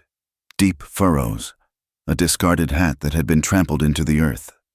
He was here, she thought, panic spiking in her chest. But the light was failing. Her vision was blurring at the edges, tunneling down to a pinprick. She felt dizzy, swaying in the saddle. She couldn't go on. Not in the dark, not like this. She spotted a leaning rock formation 100 yards off the trail, a slab of sandstone that offered a sliver of shade. She steered the horse toward it. Dismounting was a controlled fall. Her legs buckled when they hit the ground. She caught herself on the stirrup, breathing hard. She tethered the horse to a shrub and sank down in the shadow of the rock. She lifted the canteen. It felt terrifyingly light. She took a sip, just enough to wet her tongue. "Caleb," she whispered. "Please be out here." She closed her eyes, and the darkness behind her lids was filled with the ghosts of the men she had lost. 2 miles to the west, in the dry wash of a nameless arroyo, a man was dying. Caleb Rourke moved with the agonizing slowness of a cripple. He was using a piece of deadwood as a cane, leaning his weight on it with every step. His left eye was swollen shut, a purple and black ruin. His ribs grated together every time he took a breath, sending white-hot lances of pain through his chest. He had been walking for 2 days, or maybe it was 3. Time had lost its meaning. There was only the sun, the pain, and the thirst. He had sucked on pebbles to keep the saliva flowing. He had dug for water in a damp patch of sand and found only mud. He was burning up, fever raging through his blood, turning the desert into a hallucination. He looked up. Shadows were circling overhead, vultures, patient bastards. Caleb rasped. "Not yet." He stumbled, the stick slipping in the loose gravel. He went down to one knee. It took everything he had to stand up again. He crested the lip of the arroyo and looked out across the flat expanse. He saw a horse, a bay horse, standing head down near a rock, and beside it, a heap of blue fabric. Caleb blinked. He rubbed his good eye with a dirty knuckle. It had to be a mirage. His mind was finally snapping, conjuring up the thing he wanted most. But the horse swished its tail. A mirage didn't swish its tail. "Lena," he croaked. The name tore his throat. He forced his legs to move. He stumbled faster, ignoring the screaming of his ribs. He fell again, scrambled on hands and knees, then got up. "Lena!" he shouted, the sound raw and desperate. The figure in the blue dress stirred. She pushed herself up on one arm, looking around wildly. She saw him, a scarecrow of a man, covered in dried blood and dust, limping toward her out of the twilight. She stared at him as if he were a ghost risen from the grave. "Caleb," she whispered. She tried to stand, but her legs failed her. She fell back against the rock. Caleb reached her. He dropped the stick and collapsed to his knees beside her. He reached out, his shaking hands cupping her face, his thumbs brushing away the grime on her cheeks. "You are real," he said, his voice breaking. "You are real." "I knew it," Lena sobbed, tears cutting tracks through the dust on her face. "I knew you didn't leave. I told them you wouldn't run." Caleb looked at her, at the fierce determination burning in her tired eyes. He started to laugh. It was a dry, hacking sound that turned into a cough, but it was laughter. "You crazy woman," he choked out. "You came out here? Alone? I came to get you," she said, clutching his wrists. They sat there in the dirt, laughing and crying, shaking with the sheer disbelief of being alive, of finding each other in the vastness of the killing ground. "We cannot stay here," Caleb said. Once the hysteria had passed, he struggled to his feet, wincing. He looked at the bay horse. "Good animal," he murmured, patting its neck. He helped Lena stand. She was weak, but the sight of him had given her a new reserve of strength. "I know this country," Caleb said, pointing toward a ridge of dark stone to the south. There is a canyon, narrow. There is a seep there. Water, bad water, but water. They walked together, leaning on each other. Lena held the horse's reins, and Caleb held Lena. They were a tripod of broken parts, supporting one another against the gravity of the earth. The canyon was a slash in the rock, hidden until you were right on top of it. Inside, the temperature dropped 10 degrees. At the back, beneath a cracked boulder the size of a house, there was a dark, wet stain on the stone. A small pool of water, no bigger than a wash basin, had gathered there. Water. Lena breathed. "Do not drink yet," Caleb warned. "Let it settle." He used his hat to scoop out the dead insects and scum from the surface. Then he cupped his hands. "Drink," he said. The water was bitter, tasting of alkali and salt, but to Lena, it was nectar. She drank, then splashed it on her face, washing away the salt of her tears. Caleb drank next. Long, slow gulps that made his throat work. They sat back against the cool rock, the horse drinking noisily from the pool beside them. The sun was gone now. The canyon was filled with the soft, blue light of early evening. Lena turned to look at him. Now that the immediate crisis of survival was paused, she saw the violence that had been done to him. She reached out, her fingers hovering over the dark bruising on his ribs, the cut above his eye where the blood had dried black. "Briggs' men?" she asked, her voice trembling with anger. "Royce," Caleb said, "and 4 others. They were waiting in the spine." "Cowards," Lena hissed. Caleb looked at her. He saw the fire in her eyes, the protective fury that mirrored his own. He reached up and gently took her hand, pulling it away from his ribs. He pressed her palm against his cheek, leaning into her touch. "I thought I was dead." "Lena," he said softly, "when I was lying there in the sand, I thought that was the end, and the only thing that made me mad, the only thing that made me want to get up, was you." Lena's breath hitched. "Me?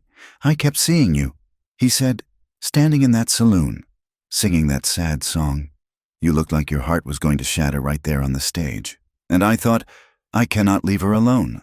I cannot let that bastard break her." Lena looked into his good eye. She saw the raw honesty there.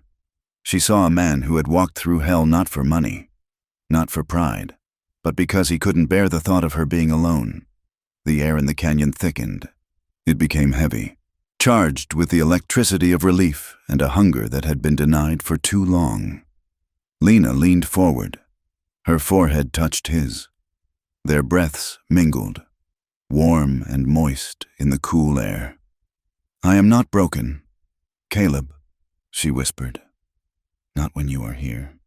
She tilted her head, and their mouths met. It wasn't a gentle kiss. It was desperate. It was the kiss of 2 people who had looked into the abyss and decided to turn back. It tasted of salt and dust and blood, but it was the most life-affirming thing either of them had ever felt. Lena's hands went to his shoulders, clinging to him as if he were the only solid thing in a spinning world. Caleb's arms went around her, ignoring the pain in his ribs, pulling her against him until there was no space left. They mapped each other with their hands, her fingers tracing the scar on his jaw, his hands soothing the ache in her back. It was an anchoring, a claiming. The night deepened around them. They spread the saddle blanket on the sand. There were no words left to say, and no need for them. In the shelter of that rock, with the wind sighing high above the canyon walls, they let down the last of their defenses.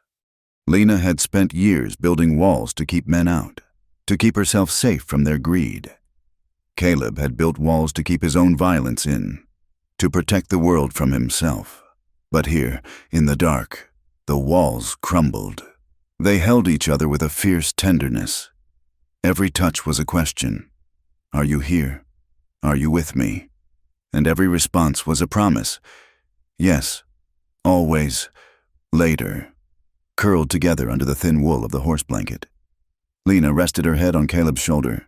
She listened to the steady, strong beat of his heart. "I have been waiting so long," she whispered into the darkness. Caleb tightened his arm around her. "For what? For someone to stay. she said. For someone to see all the broken parts of me and not look away. For someone to want the woman, not just the body. Caleb pressed a kiss to the top of her head. He breathed in the scent of her hair, sweat and dust, and something sweet that belonged only to her. I am not going anywhere. Lena, he vowed, if the desert wants to take you, it is going to have to go through me first, and if Briggs thinks he can touch you again, he will have to kill me twice. They slept then, a fitful, exhausted sleep. But for the first time in years, neither of them was lonely. Morning brought clarity. The sun struck the top of the canyon wall, painting a line of brilliant orange light that slowly descended toward them. Caleb woke first. He lay still for a moment, feeling the warmth of Lena against him. The pain in his body was a dull roar, but his mind was sharp. They couldn't run. If they ran, they would be fugitives. Briggs had the law in his pocket. He would send marshals after them, brand them as thieves and murderers. They would spend the rest of their lives looking over their shoulders. Never safe, never free. Lena stirred and opened her eyes. She looked at him, and a slow smile spread across her face. It was the first time he had seen her smile without a shadow behind it. "Morning," she murmured. "Morning," he said. He sat up, groaning as his stiff muscles protested. "We have a choice, Lena," he said, his voice serious. "I know," she said, sitting up beside him. "We can run. We can—" He agreed. "We can take the horse and head for California. But they will hunt us. And Briggs, he will just keep doing what he does. He will find another singer to torment. He will cheat another trail boss. He will burn another shanty." Lena's face hardened. "I know. I memorized the route," Caleb said. "When I was looking at the map Briggs gave me, I memorized the location of the drop. But I also know something else, the canyon where he stores the contraband before it moves. It is not far from here. It is called Dead Man's Draw. You think the guns are there? Some of them, maybe, or the records. Briggs is arrogant, but he is a businessman. He keeps ledgers. If we can get proof, real proof, we can go to the territorial marshal in Santa Fe, not the local law, the federal law." "So we go back?" Lena asked. "Not to town, but to the fight?" Caleb looked at her. "Are you with me?" Lena reached for her boots. She pulled them on, wincing at the stiffness in her legs. She stood up and brushed the sand from her dress. She looked at the man who had saved her life, and whom she had saved in return. "I am done running. Caleb, let's go get him." They rode double on the bay horse, moving slowly to spare the animal. They headed north, cutting across the open desert toward the rugged country where Caleb suspected Briggs' operation was hidden. By mid-afternoon, they were parched again. The water from the seep was gone. Up ahead, near the base of a mesa, Caleb spotted a smudge of green, a cluster of cottonwoods. "There is a spring there," he said, "hidden spring. If we are lucky, there is water." As they approached, Caleb pulled the horse up short. He wasn't the only one who knew about the spring. A thin curl of smoke rose from the trees. Through the brush, he could see horses, not ranch horses, but mustangs, and men. It was a camp.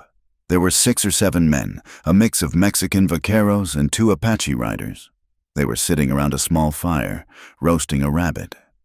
Caleb recognized one of them, a vaquero named Mateo, who had ridden with him 2 years ago on a drive to Kansas. Mateo was a good man, but he had a long memory, and Caleb had been a hard boss. "They might not be friendly," Caleb warned Lena quietly. "We need water," Lena said, "and maybe we need more than that." She nudged him forward. Caleb rode into the clearing, his hands visible and empty. The men at the fire leaped up, hands flying to their weapons. "Easy," Caleb called out. "We are just passing through." Mateo stepped forward, his hand on his pistol. He squinted at Caleb. "Rourke?" he asked, surprised. "You look like you went 10 rounds with a bear. And lost. Something like that," Caleb said, sliding off the horse and helping Lena down. The men stared at Lena. They knew who she was. The singer from the Golden Steer, the woman Briggs claimed as his property. "What are you doing out here, Rourke?" Mateo asked. his eyes darting to the Apache riders, who were watching with stone-faced suspicion. "We heard stories. They say you stole Briggs's herd. They say you are an outlaw. They say a lot of things," Caleb said, leaning against the horse for support. "It is a lie," Lena said, stepping forward. Her voice wavered, but she held her head high. The men looked at her, surprised by her boldness. Briggs set him up. Lena continued, walking toward the fire. He hired Caleb to move guns, not just cattle, illegal guns. When Caleb found out, Briggs had his men beat him and leave him for dead. "Guns?"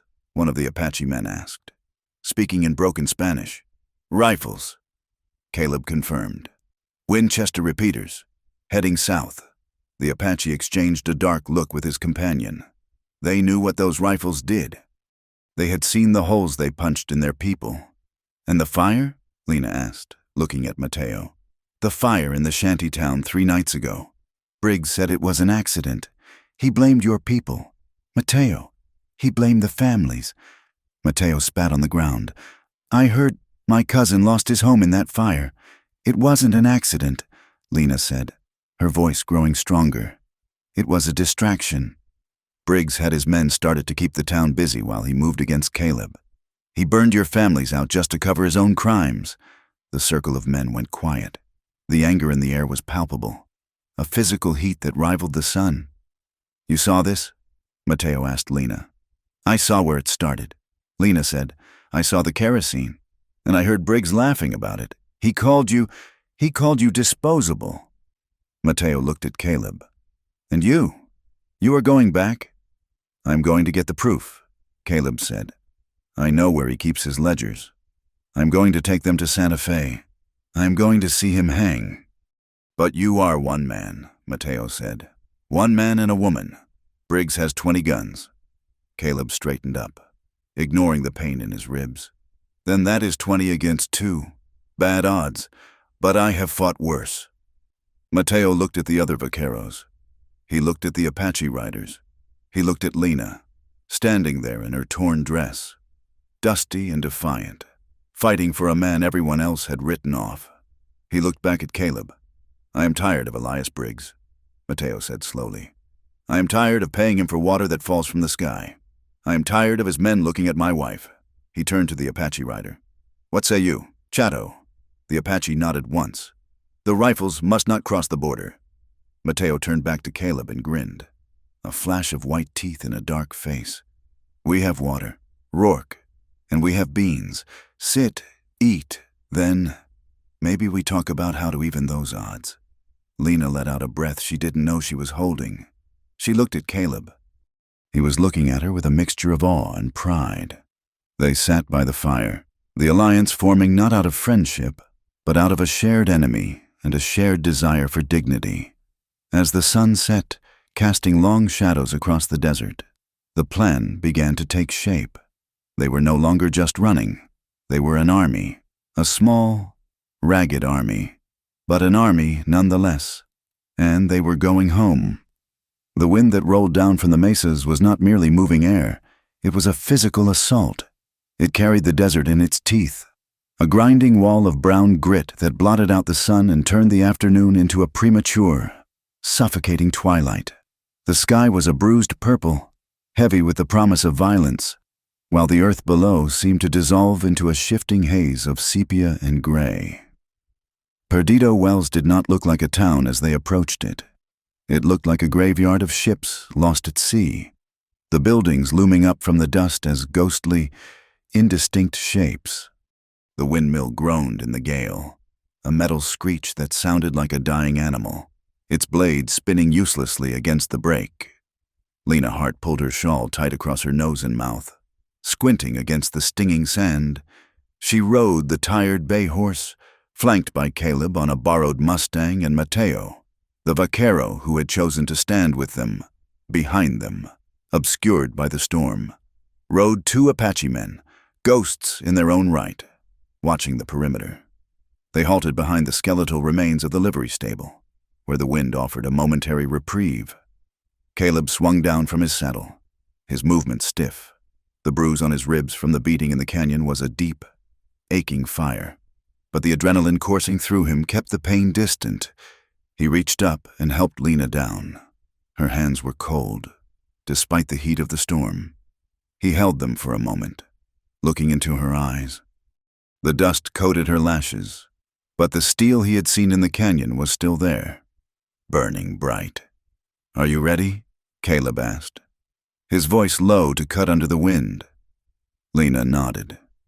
Her heart was hammering a frantic rhythm against her ribs, a mixture of terror and a strange, fatalistic calm. She knew exactly what this plan cost. If they failed, they died. If they succeeded, the quiet life they had whispered about in the canyon, the anonymity, the peace, was gone. They would be the people who took down Elias Briggs. They would be marked. "I'm ready," she said. "Just get the papers. I will keep him busy. Do not let him touch you," Caleb warned, his jaw tightening. "If he tries, I know how to handle Elias Briggs," Lena said, cutting him off. "I have had years of practice. Go!"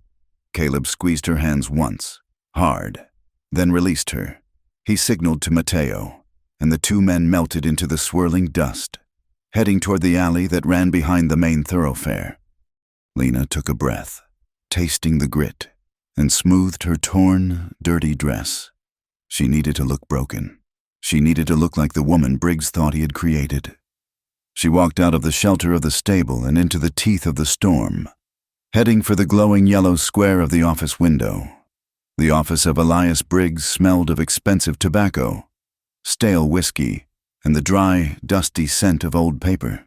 It was a fortress of mahogany and leather, a place designed to make anyone standing on the other side of the desk feel small.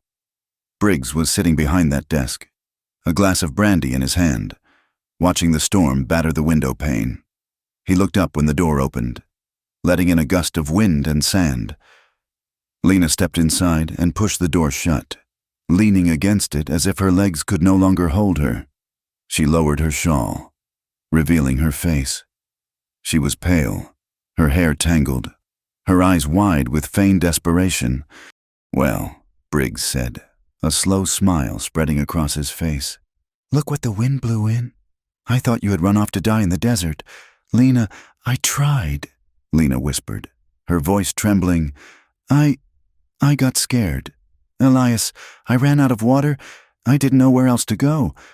Briggs chuckled, a low rumble in his chest. He stood up and walked around the desk. He was limping slightly, his gout flaring, but he still moved with the heavy menace of a bull. "I told you," he said, "the desert ends, but I am always here."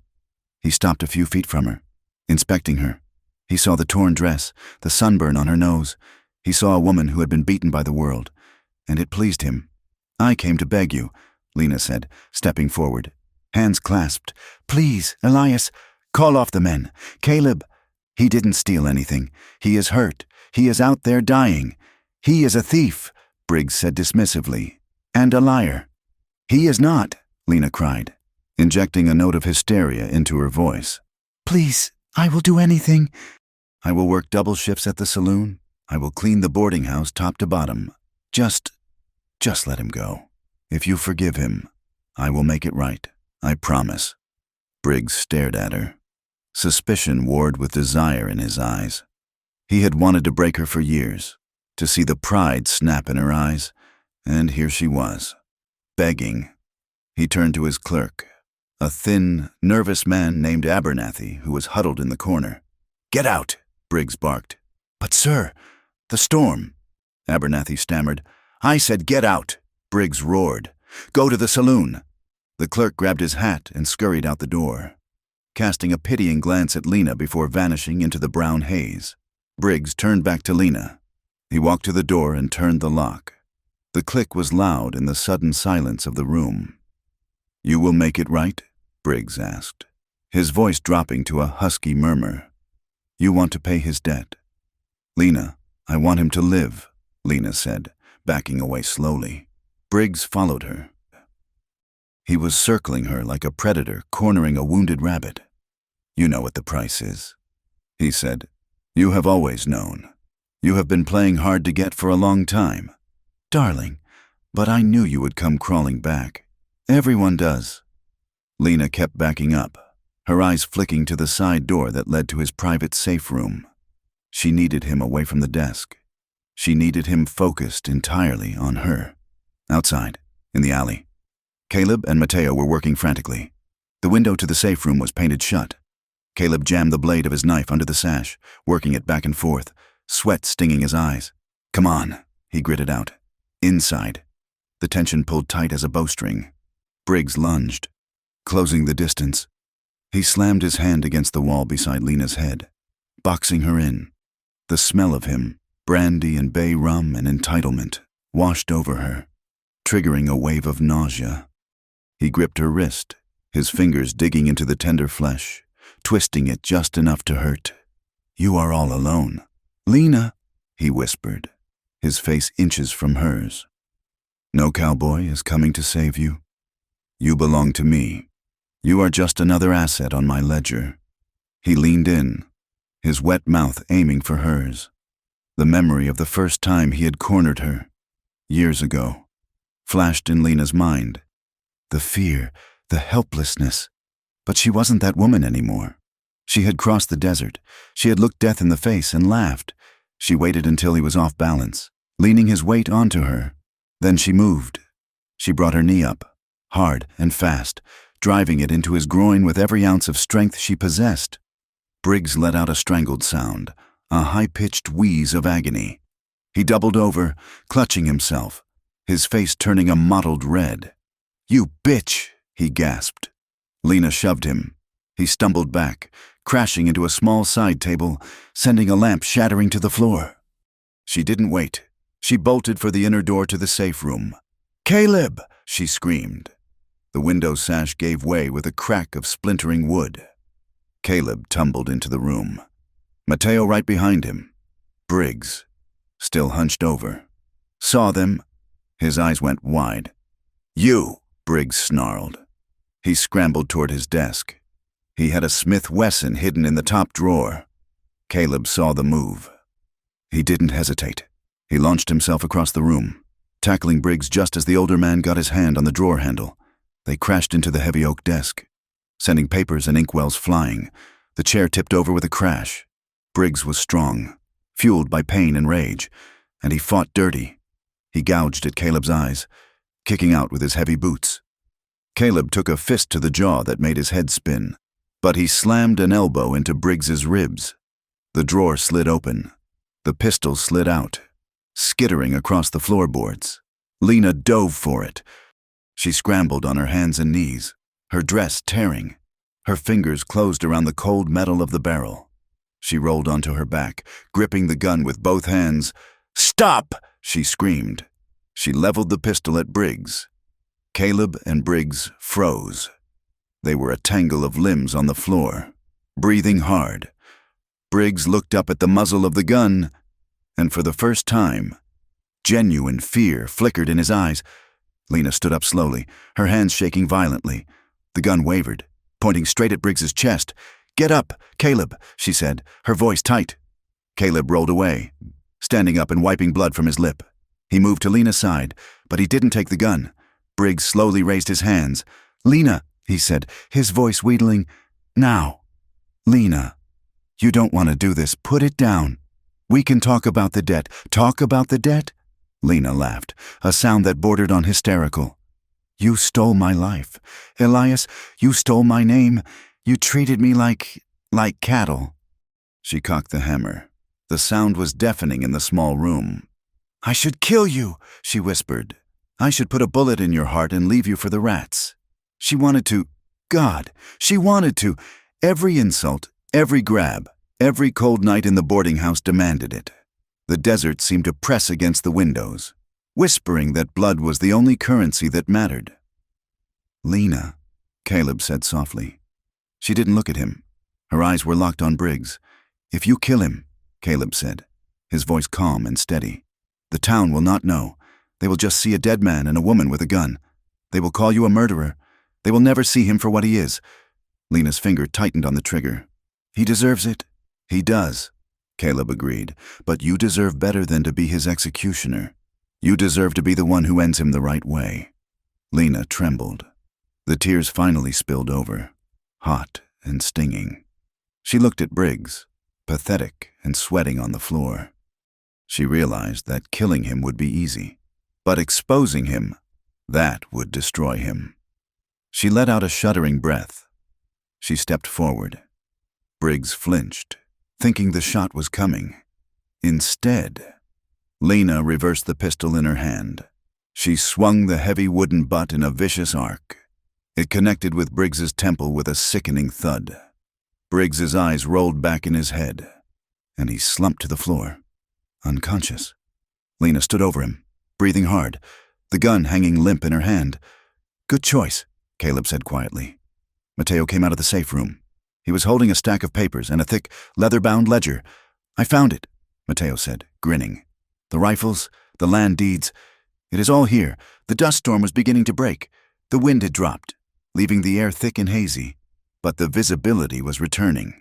The commotion in the office had drawn attention.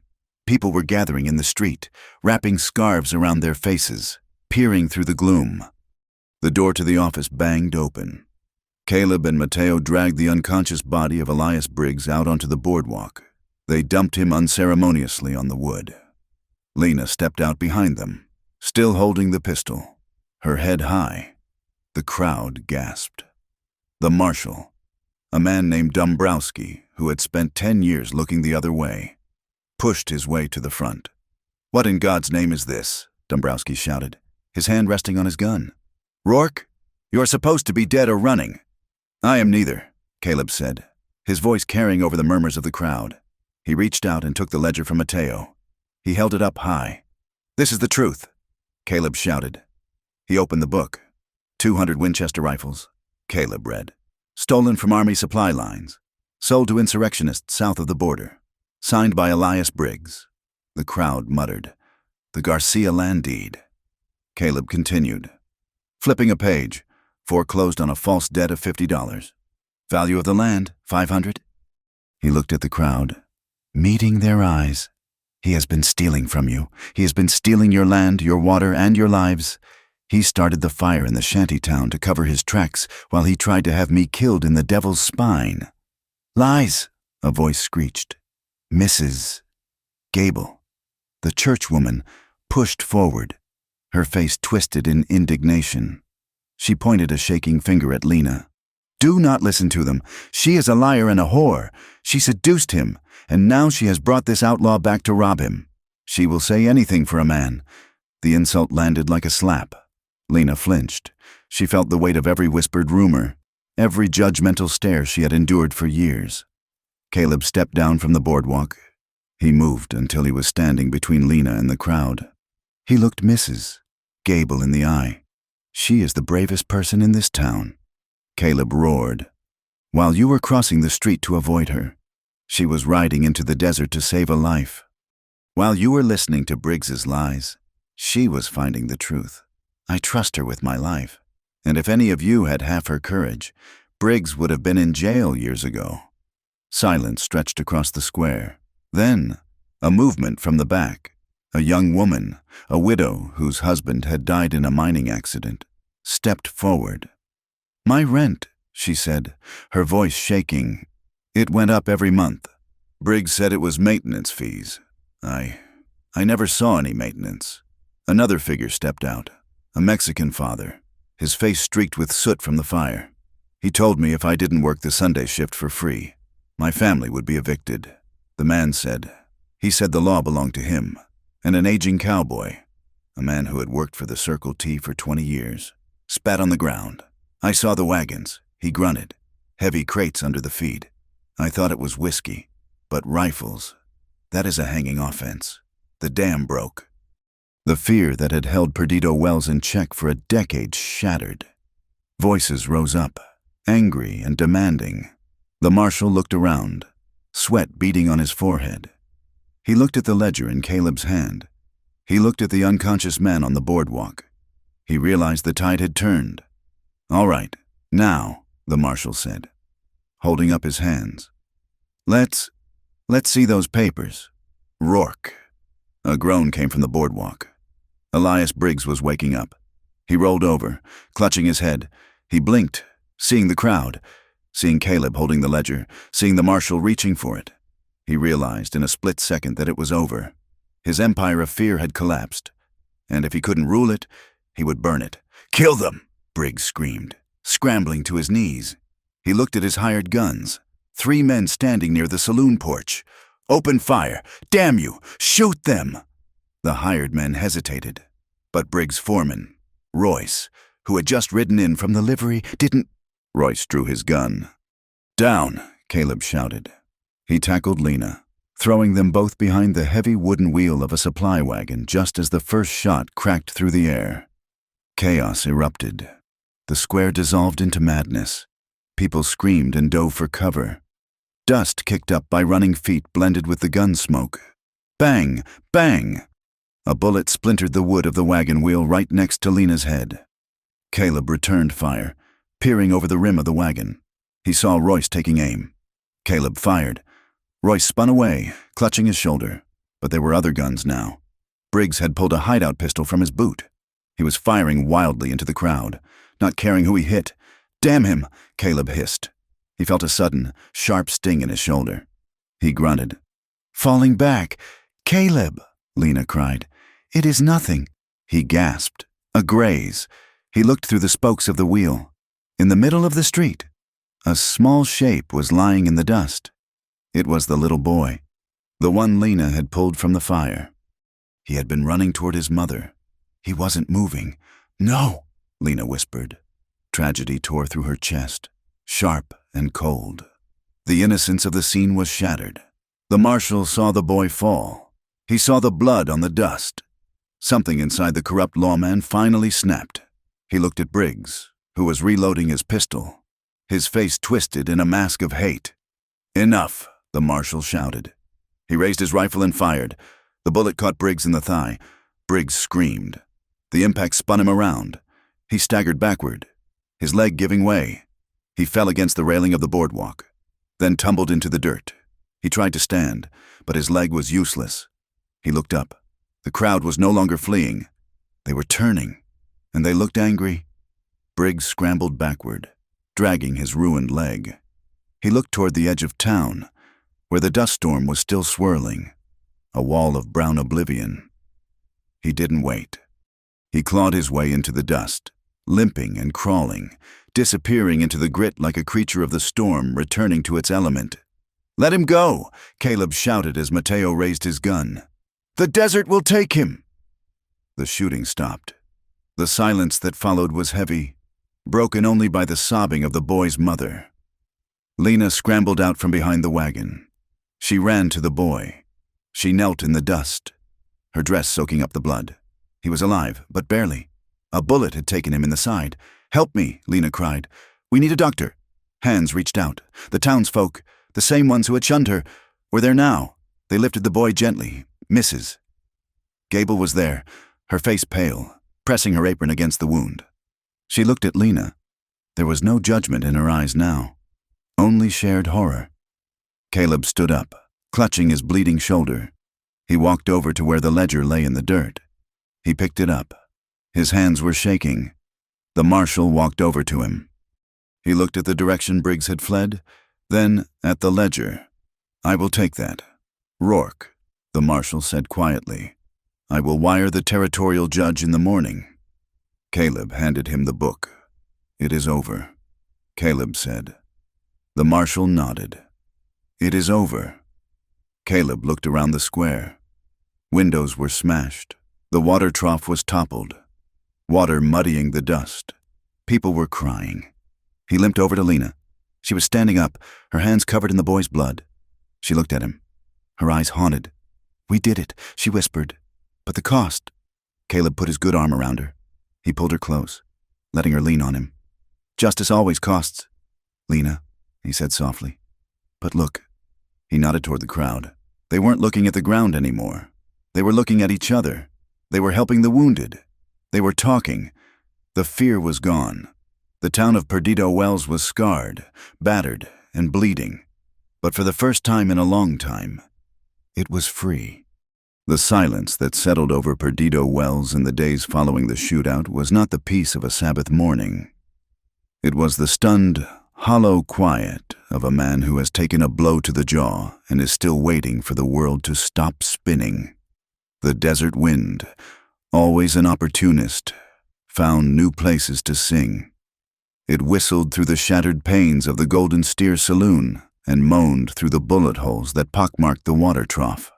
The smell of gun smoke had faded from the air, but it seemed to linger in the rough-hewn boards of the boardwalk, a sharp, metallic scent that mixed uneasily with the dust. Funerals were held under a sky so pale it looked washed out, the sun a distant white disk that offered heat but no comfort. There were no hymns sung, just the murmured prayers of a town trying to understand how its foundation had crumbled so quickly. The graves were dug in the hard, unforgiving earth at the edge of town, joining the rows of those the desert had claimed before. Elias Briggs was not among the dead, though many whispered it might have been a kindness if he were.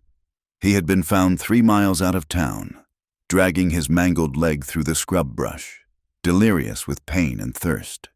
He had not been found by his loyal men, for they had scattered like cockroaches when the light was turned on. He had been found by a patrol of territorial officers, hard-faced men in dusty blue coats who had ridden down from Santa Fe. They had been alerted by a rider, a cousin of the vaquero Mateo, who had carried the ledger and Caleb's message through the night. The law, often slow and indifferent in the territories, had finally arrived with the weight of a sledgehammer. When they dragged Briggs back into town, strapped across a saddle like a sack of feed, his power was visibly broken. He was no longer the king of Perdido Wells. He was a whimpering, broken old man with a festering wound and a future that held only a jail cell and a rope. The officers did not stop with the arrest. Guided by the map Caleb had drawn from memory, they rode out to Dead Man's Draw. They returned 2 days later with 3 wagons heavily laden with crates. They pried them open in the town square, revealing the gleam of blue steel and polished wood. 200 Winchester repeating rifles. The proof was undeniable. The town marshal, Dombrowski, stood on the porch of his office, looking at the rifles and the ledger the officers had seized. He looked small, a man whose authority had been revealed as a sham. He could no longer pretend this was a private matter, a squabble over cattle or a woman. The federal government did not take kindly to arms smuggling. The marshal quietly resigned the next morning, handing his badge to the lieutenant and riding out on the noon stage. The reaction of the townsfolk was a fractured thing. The truth was out, stark and undeniable. But pride is a stubborn root. Some clung to their old prejudices like a shield. They gathered in the mercantile, muttering that Lena Hart and that drifter Rourke had brought nothing but trouble. They claimed the town had been peaceful before, ignoring the rot that had been eating it from the inside. She is still what she is, Mrs. Gable sniffed, adjusting her bonnet as she walked past the boarding house. A leopard does not change its spots just because it shot a tiger, but there were others. Quietly, almost secretly, the mood began to shift. A basket of fresh eggs appeared on the back step of the boarding house. A jar of peach preserves was left on the windowsill. The Mexican and native families, who had walked with eyes downcast for years, now walked down the center of the street. They tipped their hats to the territorial officers, and they looked at the Golden Steer not with fear, but with the grim satisfaction of survivors. In the back room of the boarding house, Caleb Rourke lay on a narrow cot, listening to the wind. His shoulder throbbed with a dull, heavy rhythm, a constant reminder of the bullet that had grazed the bone. He spent his days watching the patterns of sunlight crawl across the cracked plaster of the ceiling. He felt unmoored. For 5 years, he had been running, expecting a bullet in the back. Now, he was lying in clean sheets, and the men with badges were tipping their hats to him. It did not feel real. He half expected the door to burst open, for the officers to realize their mistake and drag him off in chains. He was a man who knew how to survive war, how to survive the desert, but he did not know how to survive peace. Lena was his anchor. She moved through the room with a gentle efficiency that belied the exhaustion bruising her eyes. She changed his bandages, her touch firm but agonizingly careful. She helped him sit up to drink broth. her arm supporting his good shoulder. There was a new quality to their silence. It was no longer the desperate, charged silence of the canyon. It was softer, domestic, and terrifyingly intimate. It was in the way her fingers brushed his when she handed him a cup of water. It was in the way his hand lingered at her waist for a second too long when she steadied him on his feet. It was in the way they avoided talking about the future, because the future was a fragile thing that might shatter if they looked at it too directly. One evening, 3 weeks after the shootout, a knock came at the door. It was Lieutenant Reynolds, the officer in charge of the territorial patrol. He was a decent man, with a mustache waxed to sharp points and eyes that had seen enough of the frontier to know the cost of survival. "Miss Hart," Reynolds said, removing his hat. "May I have a word?" Lena stepped into the hallway, leaving the door ajar. Caleb strained to listen. "We are heading back to Santa Fe in 2 days," the lieutenant said. "The judge will want your testimony regarding Briggs. But after that, well, the city is a big place. There are opportunities there. Jobs for a woman of your talents, not the saloon kind. Seamstress work, or teaching." Lena was silent. "I can offer you safe passage." Reynolds continued. "A wagon ride all the way to the railhead. It would be a fresh start. Miss Hart, a place where no one knows your name, a clean slate." Caleb heard the rustle of Lena's dress. He imagined her face, the conflict, the sudden flare of hope, a clean slate. It was what she had dreamed of when she left Missouri, a place where she wasn't the fallen woman, the widow, the outcast. "Thank you, Lieutenant," Lena said, her voice soft. "That is a generous offer." "Think on it," Reynolds said. "You have earned a ticket out of this dust bowl." When Lena came back into the room, she didn't look at Caleb. She went to the window and stared out at the darkening street. The sun was setting, painting the sky in violent streaks of orange and violet. Beyond the roofs of the town, the desert stretched out, endless and empty. Caleb watched her. He saw the way her hand gripped the curtain. He knew what she was thinking.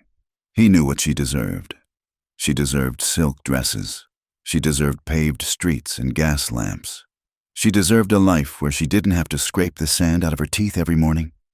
"The lieutenant made you an offer," Caleb said, his voice rough from disuse. Lena turned. "Yes, he offered me a ride to Santa Fe. You should take it," Caleb said. He forced a smile onto his face. It felt brittle, like dried clay. "It is what you need.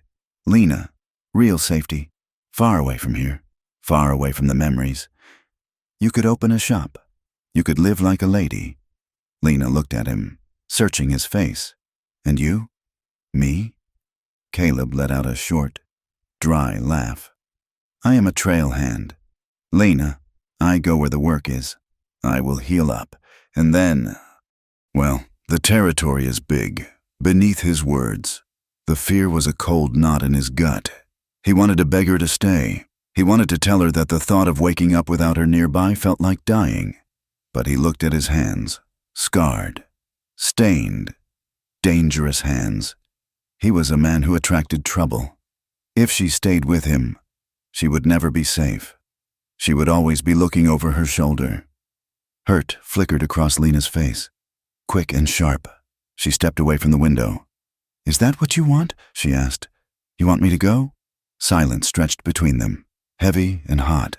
The air in the room seemed to thicken, pressing against Caleb's chest. "It is not about what I want," he said, his voice unsteady. "It is about what is best for you. I am not a safe bet. Lena, I am a man with a past that follows him. I will only drag you down." Lena walked toward the cot. She moved slowly, deliberately. She knelt beside him, the hard floorboards creaking under her dress.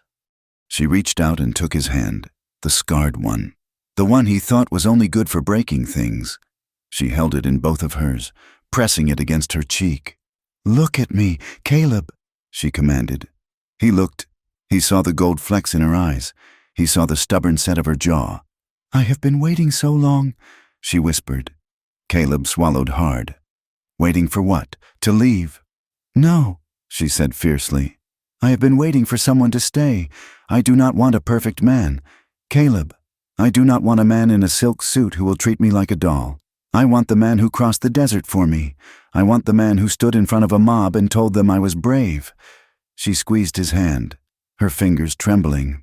"I want the man who will cross the desert with me, rather than leaving me behind." Caleb's careful distance cracked. The wall he had built to protect her from himself crumbled into dust. He looked at this woman, this incredible, resilient woman who had seen the worst of him, and still reached out. "Lena," he choked out. He reached up with his good arm and pulled her down. She came willingly, careful of his wound, settling onto the edge of the narrow cot. Caleb buried his face in her neck, inhaling the scent of her. "I am afraid," he admitted, his voice muffled against her skin. "I'm afraid love is not enough to keep the world away. Then we will fight the world," Lena whispered. "Together." He pulled back to look at her. Tears were spilling down her cheeks, but she was smiling. It was a radiant, terrified, beautiful smile. "I am not going to Santa Fe," she said. "I am staying right here." Caleb closed his eyes and leaned his forehead against hers.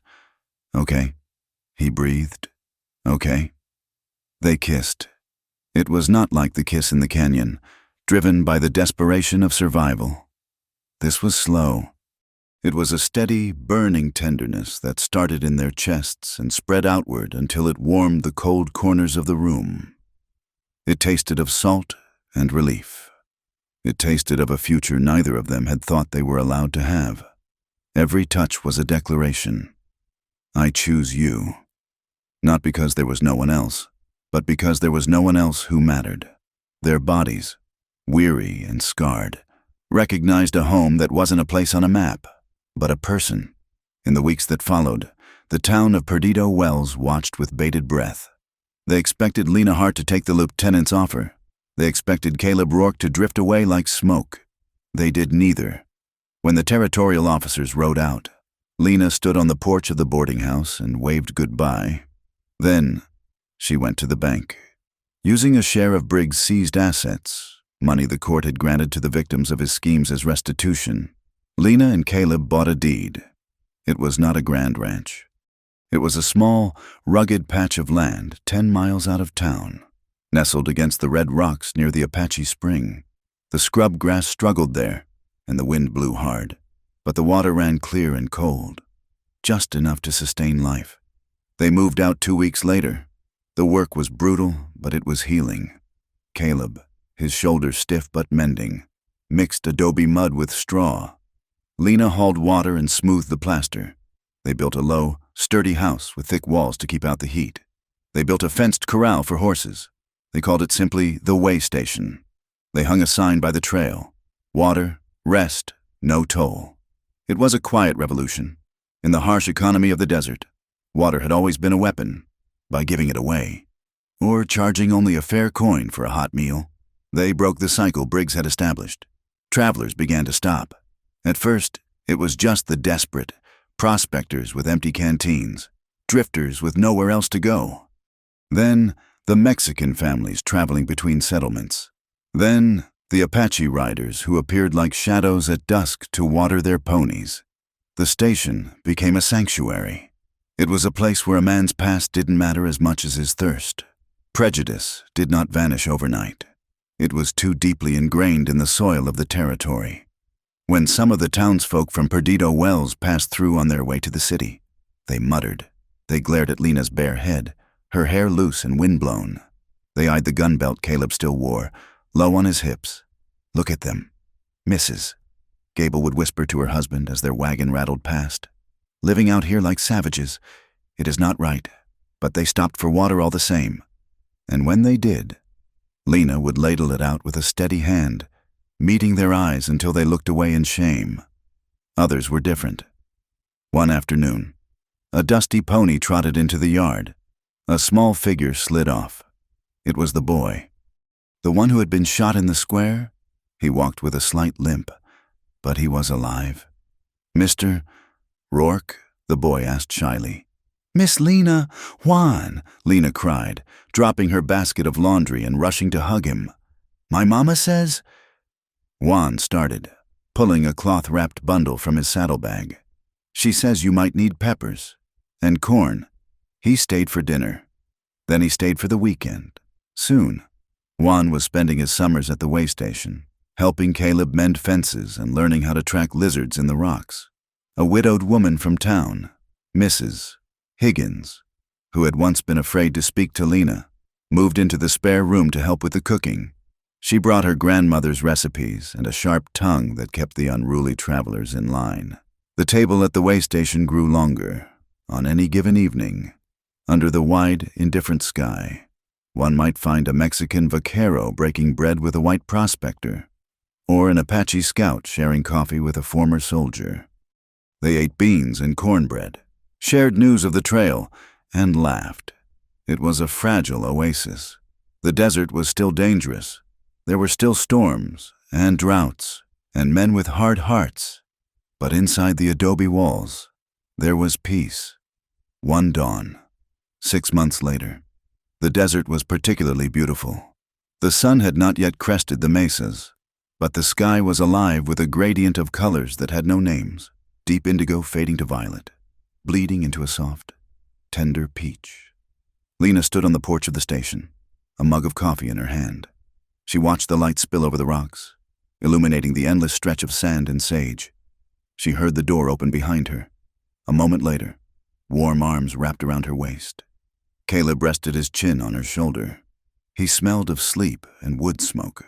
He felt solid against her back, a weight that grounded her to the earth. He didn't say anything. He just held her, watching the sunrise with her. Lena leaned back into him, closing her eyes for a moment to feel the steady beat of his heart against her spine. She thought about the girl she had been, the frightened widow waking up under a burning sky, blaming herself for surviving. She thought about the woman who had sung in the saloon, hollowed out by loneliness. That desert, the desert of desire, of hunger, of waiting, was gone. "Penny for your thoughts," Caleb murmured, his voice rumbling in his chest. Lena opened her eyes. She looked out at the wild, harsh land that tried to kill them every day, and which they loved anyway. "I was just thinking," she whispered. "I'm still waiting." Caleb stiffened slightly. "For what?" "For new days," Lena said, covering his hands with hers. "For new storms, for new fights to win. The roof needs patching, and the corral fence is leaning, and winter is coming." She turned in his arms so she could look up at him. His face was lined by the sun, the scar on his jaw a white line against the tan. But his eyes were clear.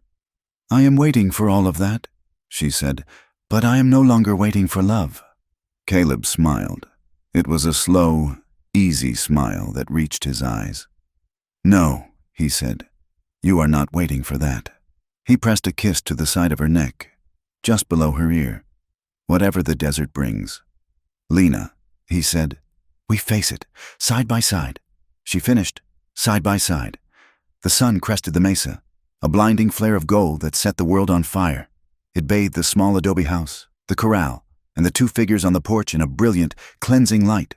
They stood there, framed against the vastness of the American West. The land was still harsh. It was still wild. It would never be tame. But finally, for Lena Hart and Caleb Rourke, it was something else entirely.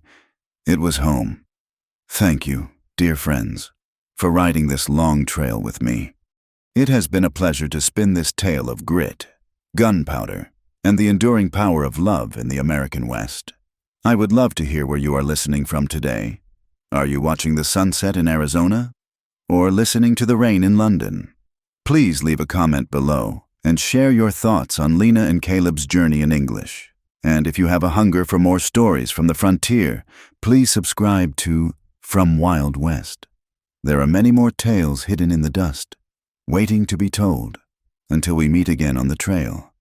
Adios.